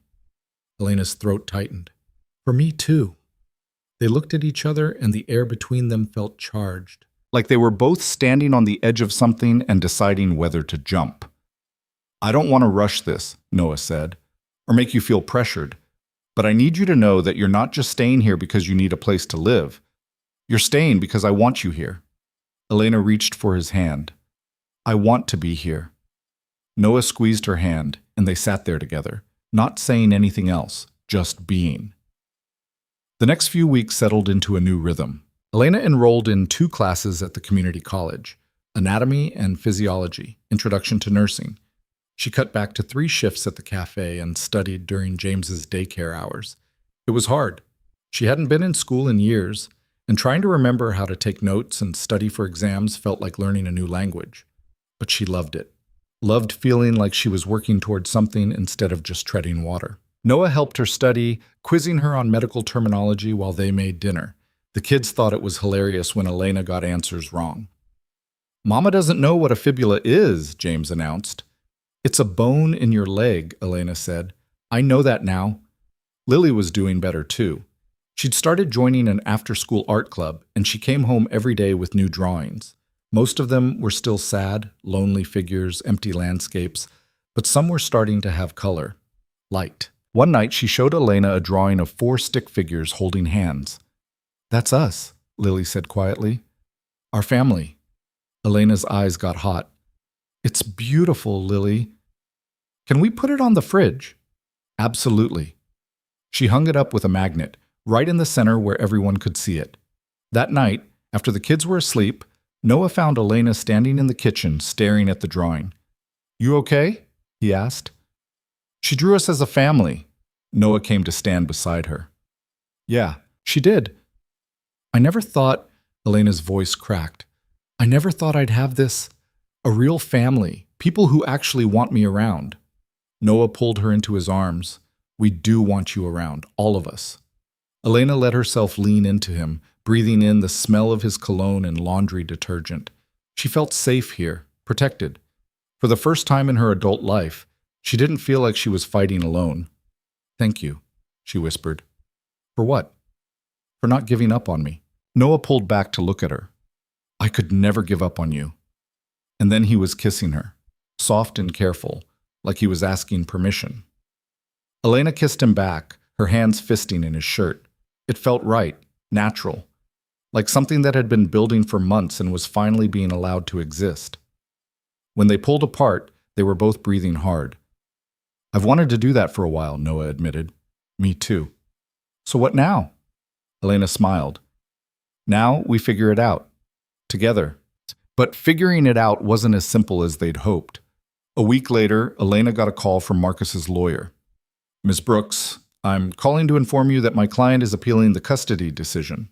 Elena's stomach dropped. "On what grounds?" "He believes the judge didn't give him a fair hearing. We're filing for a reevaluation." "He can't do that." "He can, actually. And he is." Elena hung up and immediately called Patricia. "He's appealing," she said without preamble. Patricia swore. "Okay, don't panic. Appeals take time, and most of them get thrown out. But what if this one doesn't? Then we fight it. Elena, you have a strong case. His abandonment, the restraining order, your stable home environment, all of that works in your favor. How long will this take? Could be months, could be a year." Elena closed her eyes. She thought this was over. Thought she could finally stop looking over her shoulder. "What do I do?" she asked. "You keep living your life. Don't let him control you. That's exactly what he wants." Elena tried to follow that advice. She went to class, went to work, helped the kids with homework. But the fear sat in her chest like a stone. Noah noticed immediately. "Talk to me." So she told him. His jaw tightened. "He's not taking James." "You can't promise that." "Yes, I can, because I won't let it happen." "Noah, you can't control the courts." "No, but I can control how we respond." He took her hands. "We're going to get through this. Together. Just like we've gotten through everything else." Elena wanted to believe him, but doubt was creeping in, whispering that this was all too good to be true, that it was all going to fall apart. The next few weeks were tense. Elena jumped every time her phone rang, convinced it would be bad news. She had trouble sleeping, lying awake at night running through worst-case scenarios. One particularly bad night, she was sitting in the kitchen at 2 a.m. when Noah found her. "Can't sleep?" he asked. "No." He sat down across from her. "Talk to me. I keep thinking about what happens if I lose him, if Marcus wins and takes James away." That's not going to happen. You don't know that. Elena, no. She stood up, pacing. You don't get it. I've spent 4 years doing everything right, working myself to death, making sure James had everything he needed. And one day Marcus decides he wants to play dad, and suddenly everything I've done doesn't matter? It does matter. Does it? Because it feels like the courts could just hand him over to a man who walked out on him. Noah stood and caught her arm, stopping her pacing. Listen to me. I know you're scared. I would be too. But you can't live in fear of something that hasn't happened yet. Then what am I supposed to do? You're supposed to trust. Trust the system. Trust Patricia. Trust me. Elena's eyes filled with tears. What if that's not enough? Then we fight harder. Noah pulled her close. But Elena, you're not alone in this. You keep acting like you are, but you're not. I'm here. I'm not going anywhere. She let herself cry into his chest, all the fear and exhaustion pouring out. Noah just held her, not trying to fix it, just being there. When she finally pulled back, her eyes were swollen and her face was blotchy. I'm a mess. You're human. I don't feel very human right now. I feel like I'm falling apart. Then fall apart, I'll catch you. Elena looked at him, and something in her chest loosened. Why do you care so much? Because I love you. The words hung in the air between them. Noah's eyes widened like he hadn't meant to say it out loud. You... what? I love you, he said again, more certain this time. I've been in love with you for weeks, maybe longer. I didn't want to say anything because of everything you're dealing with, but I can't keep pretending I don't feel it. Elena's heart was pounding. Noah, you don't have to say it back. I just needed you to know. But she did want to say it back. Because somewhere between that first night at the airport and now, she'd fallen in love with him too. With his patience and his kindness and the way he showed up day after day without asking for anything in return. I love you too, she whispered. Noah's face broke into a smile. Then he was kissing her again, deeper this time, with more urgency, like he'd been holding himself back and finally didn't have to. They made it to the couch before things got too heated. Then Noah pulled back, breathing hard. We should stop. Why? Because the kids could wake up, and because I want to do this right. Elena laughed, a little breathless. Doing it right is overrated. Maybe, but you're worth doing it right for. They sat together on the couch, Elena tucked into Noah's side. She felt lighter than she had in days, like maybe things really would be okay. What happens now? She asked.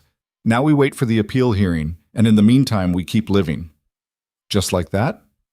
Just like that.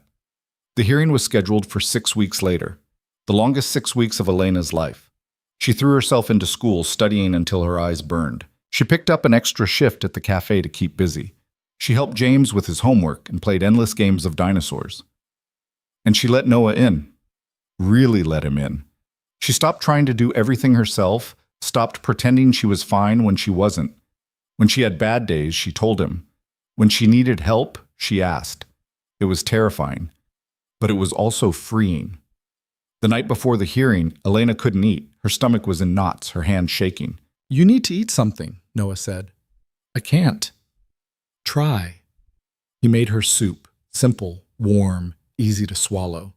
She managed a few spoonfuls before giving up. I'm scared, she admitted. I know. What if... No, what ifs. Not tonight. They sat together on the couch, Elena curled into his side. Noah turned on a movie, something mindless that neither of them really watched. Whatever happens tomorrow, Noah said quietly, we handle it together, okay? Okay. I mean it, Elena. If things go badly, we figure out next steps. We file another appeal. We keep fighting. And if we lose, we won't. But Elena couldn't shake the fear. She fell asleep on the couch, Noah's arms around her, dreaming of courtrooms and judges, and James crying as someone took him away. She woke with a start, her heart pounding. It was still dark outside. Noah was asleep beside her, his breathing steady. She carefully extracted herself and went to check on James. He was asleep in his bed, his mouth slightly open, one arm flung over his head. He looked so small, so vulnerable. Elena sat on the edge of his bed and brushed the hair back from his forehead. I love you, she whispered. I'm going to protect you. I promise. She didn't sleep after that. Just sat in James's room, watching him breathe, memorizing every detail of his face. When morning came, she was exhausted, but she got up, got dressed, and prepared to fight for her son one more time. The courthouse looked the same as it had before. Same gray walls, same fluorescent lights, same smell of stale coffee and anxiety. Patricia met them outside the courtroom. Okay, his lawyer is arguing that the judge showed bias in the first hearing, that Marcus wasn't given proper time to present his case. That's bullshit, Noah said. I agree, but we have to respond to it anyway. They went inside. Marcus was already there, looking smug. His lawyer was talking to him in low tones. Elena's hands clenched into fists. The judge was different this time, a younger man with sharp eyes and a severe expression. He looked over the case file, then at both parties. This is an appeal hearing for Brooks versus Hale.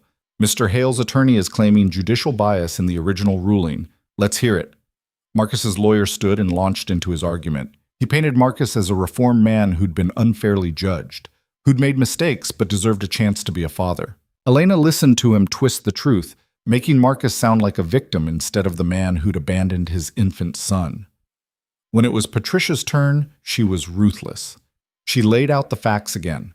The abandonment, the lack of support, the sudden reappearance with threats. She presented new evidence, too.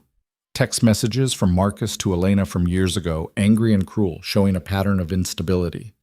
Your Honor, this is not a man who made a mistake and wants to make amends. This is a man who wants control, who sees his son as property, not a person, and Ms. Brooks has every right to protect her child from him. The judge made notes. Then he looked at Marcus. Mr. Hale, I've reviewed the case file. I've read the original judge's ruling, and I've listened to both arguments today.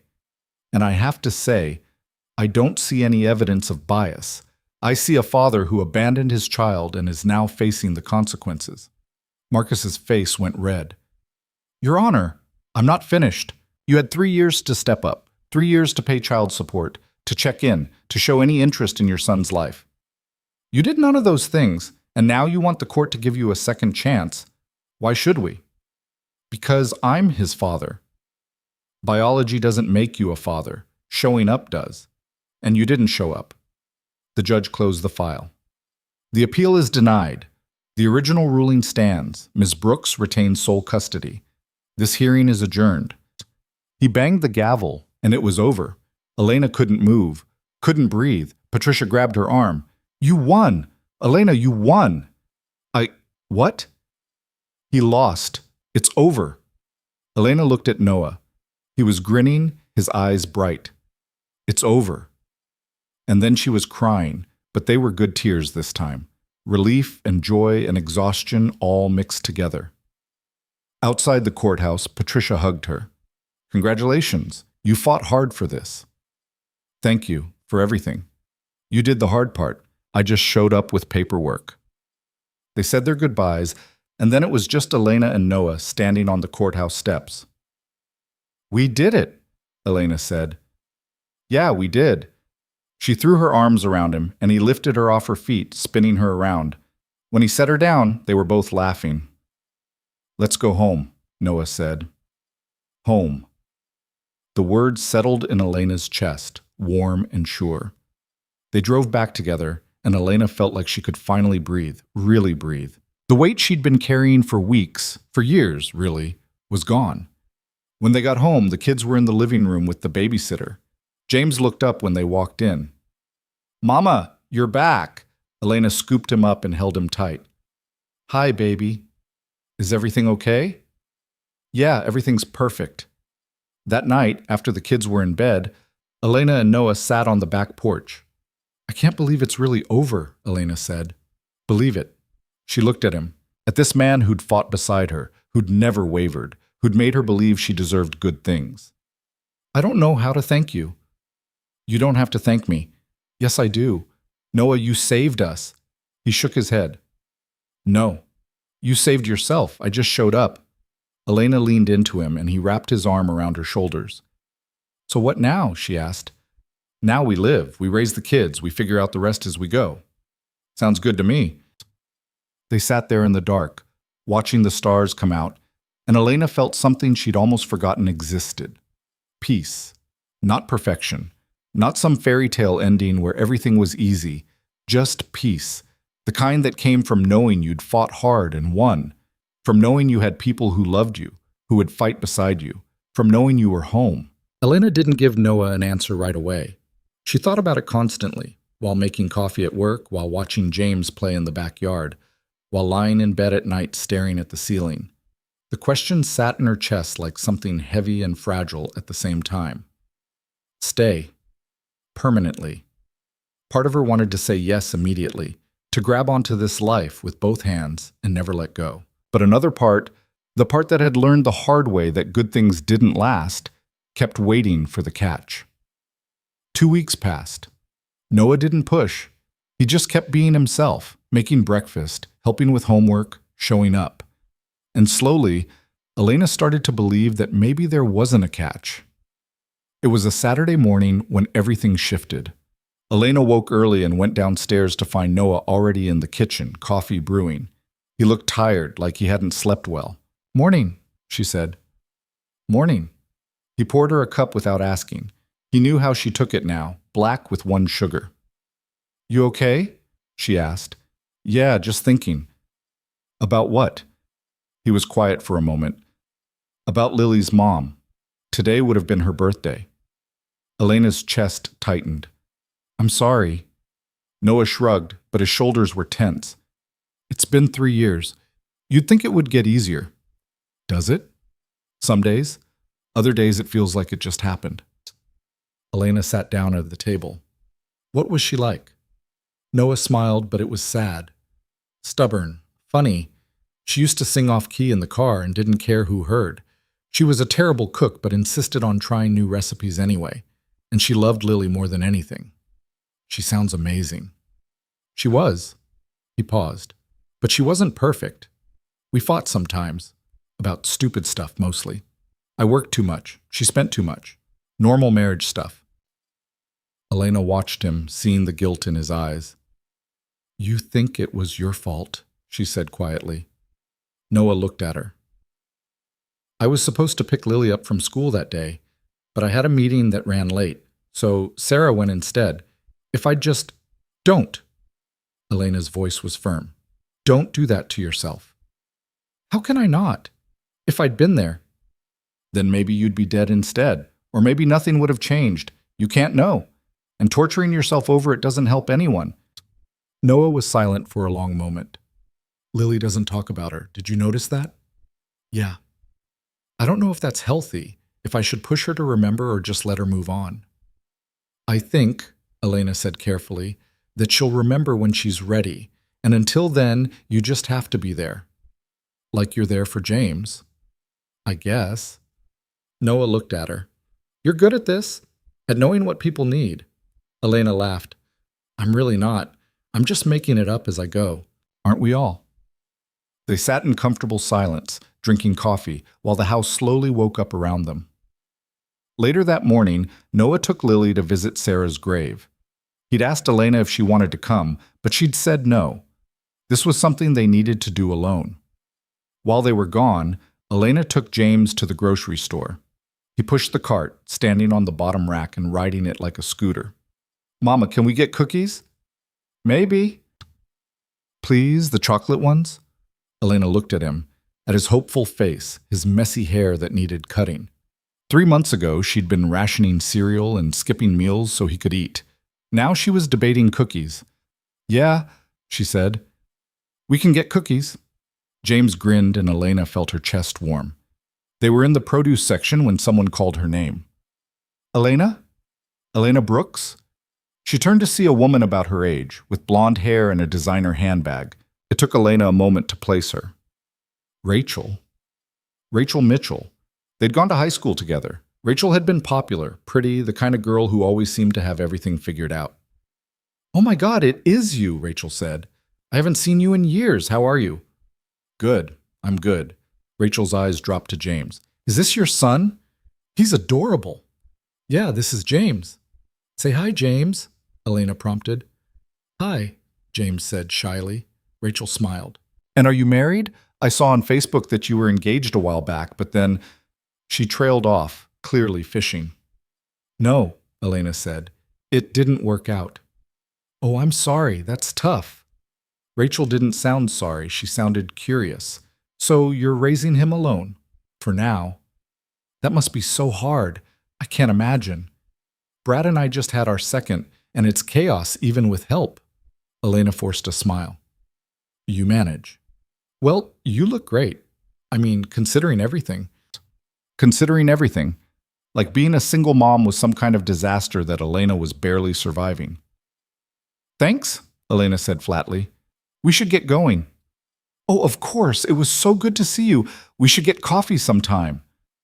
They both knew that would never happen. Elena grabbed James's hand and walked away, her jaw tight. Mama, who was that? No one important. But the encounter stayed with her, the way Rachel had looked at her, with pity mixed with superiority, like Elena was some cautionary tale. When they got back to the house, Noah and Lily were home. Lily's eyes were red, but she seemed calmer. How'd it go? Elena asked quietly while the kids ran upstairs. Okay, hard, but okay. Noah looked at her. What about you? You look upset. Just ran into someone from high school. It was fine. Doesn't look fine. Elena set down the grocery bags. She had that look, like my life was something to feel sorry about. Screw her. Elena laughed despite herself. Yeah, screw her. Noah started unpacking groceries. You know what I think? What? I think people like that are miserable. They need to feel superior to everyone else because they're terrified of looking at their own lives too closely. That's pretty philosophical for a Saturday afternoon.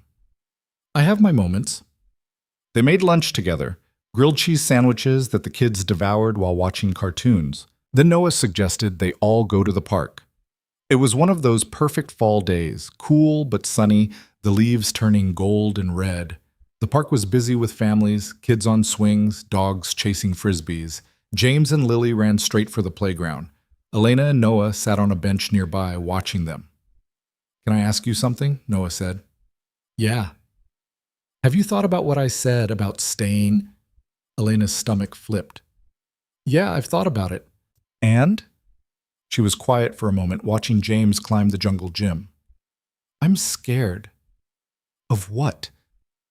Of getting comfortable. Of believing this is real and then losing it. Noah turned to face her. I can't promise you that nothing bad will ever happen. Life doesn't work that way. But I can promise that I'm not going anywhere. And neither are you, if you don't want to. Elena looked at him, at the honesty in his eyes, the steadiness. What if we mess this up? She asked. What if it doesn't work? Then we figure it out. But Elena, we're already doing it.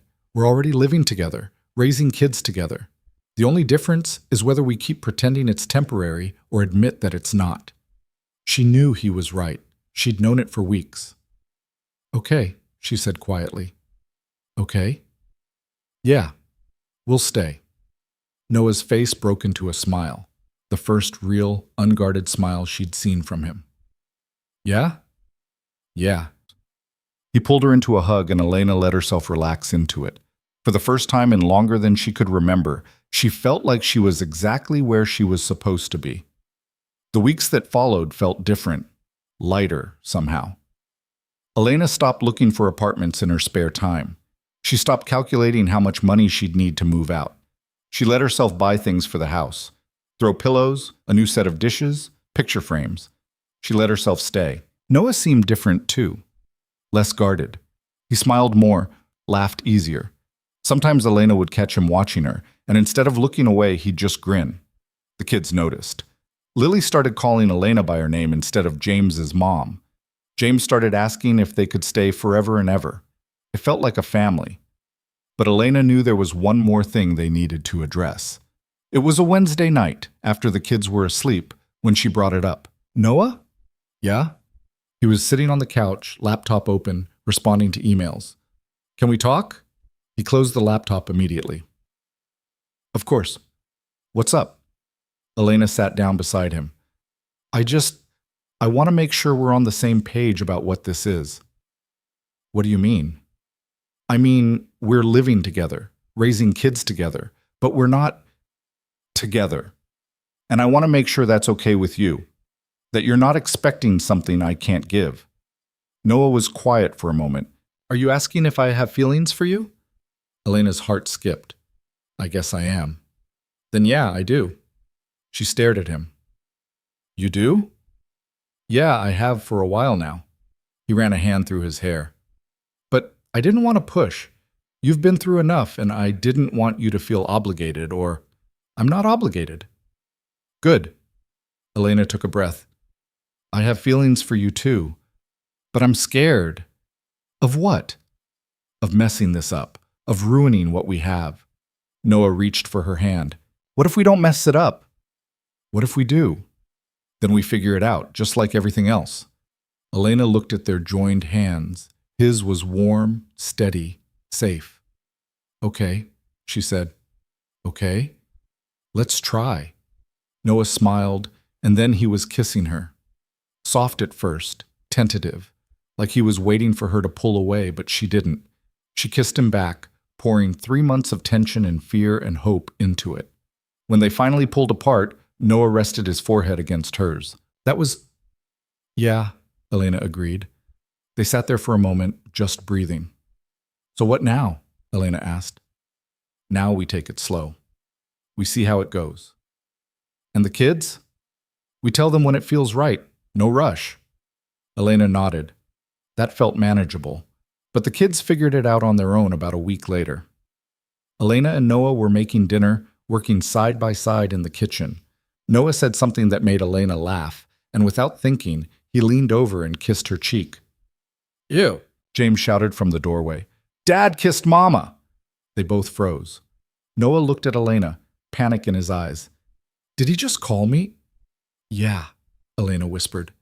James ran into the living room. "Lily, your dad kissed my mom!" Lily appeared in the kitchen doorway, eyes wide. "Really?" Elena crouched down.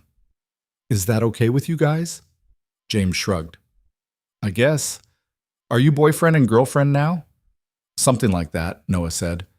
"Does that mean we're a family?" Lily asked quietly. Elena looked at Noah. He looked at her. "Yeah," Noah said. "I think it does." Lily smiled, and then, for the first time since Elena had known her, she ran forward and hugged Noah tight. "I'm glad," she whispered. James joined in, wrapping his arms around both of them. And then Elena was there too, and somehow Noah managed to pull her in, and they all stood there in a messy, imperfect group hug. That night, after the kids were in bed, Elena and Noah sat on the back porch. "I can't believe James called you Dad," Elena said. "I can't either." "How do you feel about that?" Noah was quiet for a moment. "Terrified and honored, and like I have no idea what I'm doing. Welcome to parenting." He laughed. "Yeah." They sat in comfortable silence, watching the stars. "You know what's weird?" Noah said. "What?" 6 months ago, I was just going through the motions. Work, Lily, sleep, repeat. I wasn't living, I was just surviving. "I know the feeling." "And then you showed up, and everything changed." Elena leaned her head on his shoulder. "You changed my life, too." "Yeah?" "Yeah. You made me believe that things could get better, that I deserved better." Noah kissed the top of her head. "You deserve everything." Winter came early that year. By November, there was snow on the ground and ice on the windows. The house stayed warm, though, full of life and noise and laughter. Elena cut back to 3 shifts a week at the cafe. She enrolled in community college classes, studying to become a nurse. It was something she'd wanted to do before James was born, before life got in the way. Noah adjusted his work schedule so he could be home more. He started coaching Lily's soccer team, showing up to every practice and game. James started kindergarten and made friends immediately.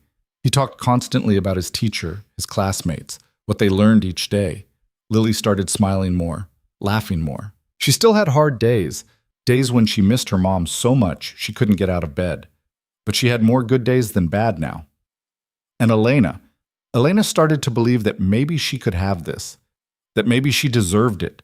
Marcus never contacted them again. Patricia said he'd moved to Arizona, trying to start over somewhere new. Elena hoped he found whatever he was looking for. But she didn't think about him much anymore. She was too busy living. It was a Saturday in December when Noah asked her to marry him. They were decorating the Christmas tree, all four of them together. James kept trying to put all the ornaments on one branch. Lily was carefully spacing hers out evenly. "This is chaos," Elena said, laughing as James knocked over a box of tinsel. "It's perfect," Noah said, and then he was on one knee, holding a small velvet box. Elena's breath caught. "I know we said we'd take it slow," Noah said, "and if this is too fast, just say so. But Elena, I don't want to spend another day wondering if this is real. I want to wake up every morning knowing you're mine. I want to fight about stupid stuff and make up and do it all over again. I want to raise these kids together and mess up sometimes and figure it out. I want all of it, with you." Elena's eyes were wet. "Noah, marry me, please." Behind them, James whispered loudly, "What's happening?" "Shh," Lily said. "They're getting married." Elena laughed through her tears. Yeah, okay. Yes." Noah stood and kissed her, and the kids cheered. He slipped the ring on her finger, simple, silver, perfect. "We're really doing this," Elena whispered. "Yeah, we really are." They got married 3 months later, nothing fancy. Just a small ceremony in the backyard with about 20 people, close friends. Lily's teacher, Elena's co-workers, Patricia the lawyer who'd fought for them. Elena wore a simple white dress she'd found at a consignment shop. Lily and James were the flower girl and ring bearer. They took their jobs very seriously, walking down the makeshift aisle with matching expressions of concentration. Noah wore a suit and cried when he saw Elena. The ceremony was short. They wrote their own vows. Noah went first. "I promise to show up, even when it's hard, even when I'm tired, even when I don't have the answers. I promise to love you and James and Lily with everything I have, and I promise that we'll figure the rest out together." Elena's turn. "I promise to let you help me, to stop pretending I have to do everything alone. I promise to love your daughter like she's mine, and I promise to build a life with you that's messy and imperfect and real." They kissed, and everyone clapped. At the reception, really just pizza and cake in the living room, James pulled on Elena's dress. "Mama, are we a real family now?" Elena crouched down. "We've always been a real family, baby. But now it's official." "Yeah, now it's official." James grinned and ran off to steal more cake. Lily approached more slowly. "Can I call you Mom?" Elena's throat tightened. "If you want to." "I want to, but I don't want to forget my other mom." "You won't, I promise. You can love both of us." Lily hugged her, and Elena held on tight. That night, after everyone left and the kids were asleep, Elena and Noah stood in the kitchen cleaning up. "We did it," Elena said. "Yeah, we did." She looked at him, at this man who'd changed her entire life because he'd offered her coffee and kindness when she needed it most. "Thank you," she said. "For what?" "For seeing me. For not giving up on me. For making me believe I deserved this." Noah pulled her close. "You've always deserved it. You just needed someone to remind you." They swayed together in the quiet kitchen. No music, just the sound of their breathing. Outside, snow started to fall, soft and quiet, covering everything in white. Life wasn't perfect. There would be hard days ahead, bills to pay, fights to have, fears to face. James would struggle in school sometimes. Lily would have bad dreams about the accident. Noah and Elena would disagree about parenting and money and whose turn it was to do the dishes. But they would face it together. Because family wasn't about perfection. It was about showing up, about choosing each other even when it was hard. Especially when it was hard. Elena had spent years believing she had to do everything alone, that asking for help was weakness, that depending on someone meant giving them the power to hurt you. But Noah had taught her something different. That strength wasn't about doing it alone. It was about knowing when to let someone in. That trust wasn't about guarantees, it was about choosing to believe anyway. And love wasn't about finding someone perfect. It was about finding someone who stayed, who showed up, who saw all your broken pieces and said, "Yeah, okay, let's figure this out together." 6 months later, Elena graduated from nursing school. Noah and both kids sat in the front row, cheering so loud the other graduates turned around. A year after that, they bought a bigger house. One with enough room for everyone, with a yard big enough for the kids to really play. 2 years after that, James started second grade and Lily started middle school. They fought sometimes, like siblings do, but mostly they were best friends. Elena worked as a nurse at the children's hospital. Noah cut back on travel and started working from home full-time. They had dinner together every night, all four of them, talking over each other and laughing and making a mess. On their 5th anniversary, Noah asked Elena what she wanted. "I have everything I want," she said, and she meant it, because somewhere between that first night in the airport cafe and now, she'd stopped just surviving. She'd started living. She'd learned that asking for help wasn't weakness, it was courage. That family wasn't just blood, it was the people who chose to stay. That love wasn't about being perfect, it was about being real. She'd learned that sometimes the best things in life came from the moments when you were too exhausted to fight anymore. When you finally let someone see you, really see you, and they didn't run. That night, Elena tucked James into bed. He was 8 now, all long limbs and missing teeth. "Mama?" "Yeah, baby?" "Do you ever think about before, when it was just us?" "Sometimes." "Why?" "I don't remember it being sad, but you seem happier now." Elena smiled. "I am happier. But I was happy then too, because I had you. And now you have all of us." "Yeah, now I have all of you." She kissed his forehead and turned off the light. Down the hall, Noah was reading to Lily, some fantasy book about dragons that she'd been obsessed with for weeks. Elena stood in the doorway, watching them. Noah's voice was soft, patient. Lily was fighting sleep, her eyes drooping but determined to hear one more chapter. "All right," Noah said finally. "That's enough for tonight. But Dad, tomorrow. I promise." He kissed her goodnight and saw Elena in the doorway. "They're getting so big," Elena whispered as they walked to their own room. "I know, it's terrifying. And amazing." "Yeah, that too." They got ready for bed in comfortable silence, a routine they'd built over 5 years of marriage. Noah set his alarm. Elena plugged in her phone. They climbed into bed from opposite sides and met in the middle. "You know what I was thinking about today?" Noah said. "What?"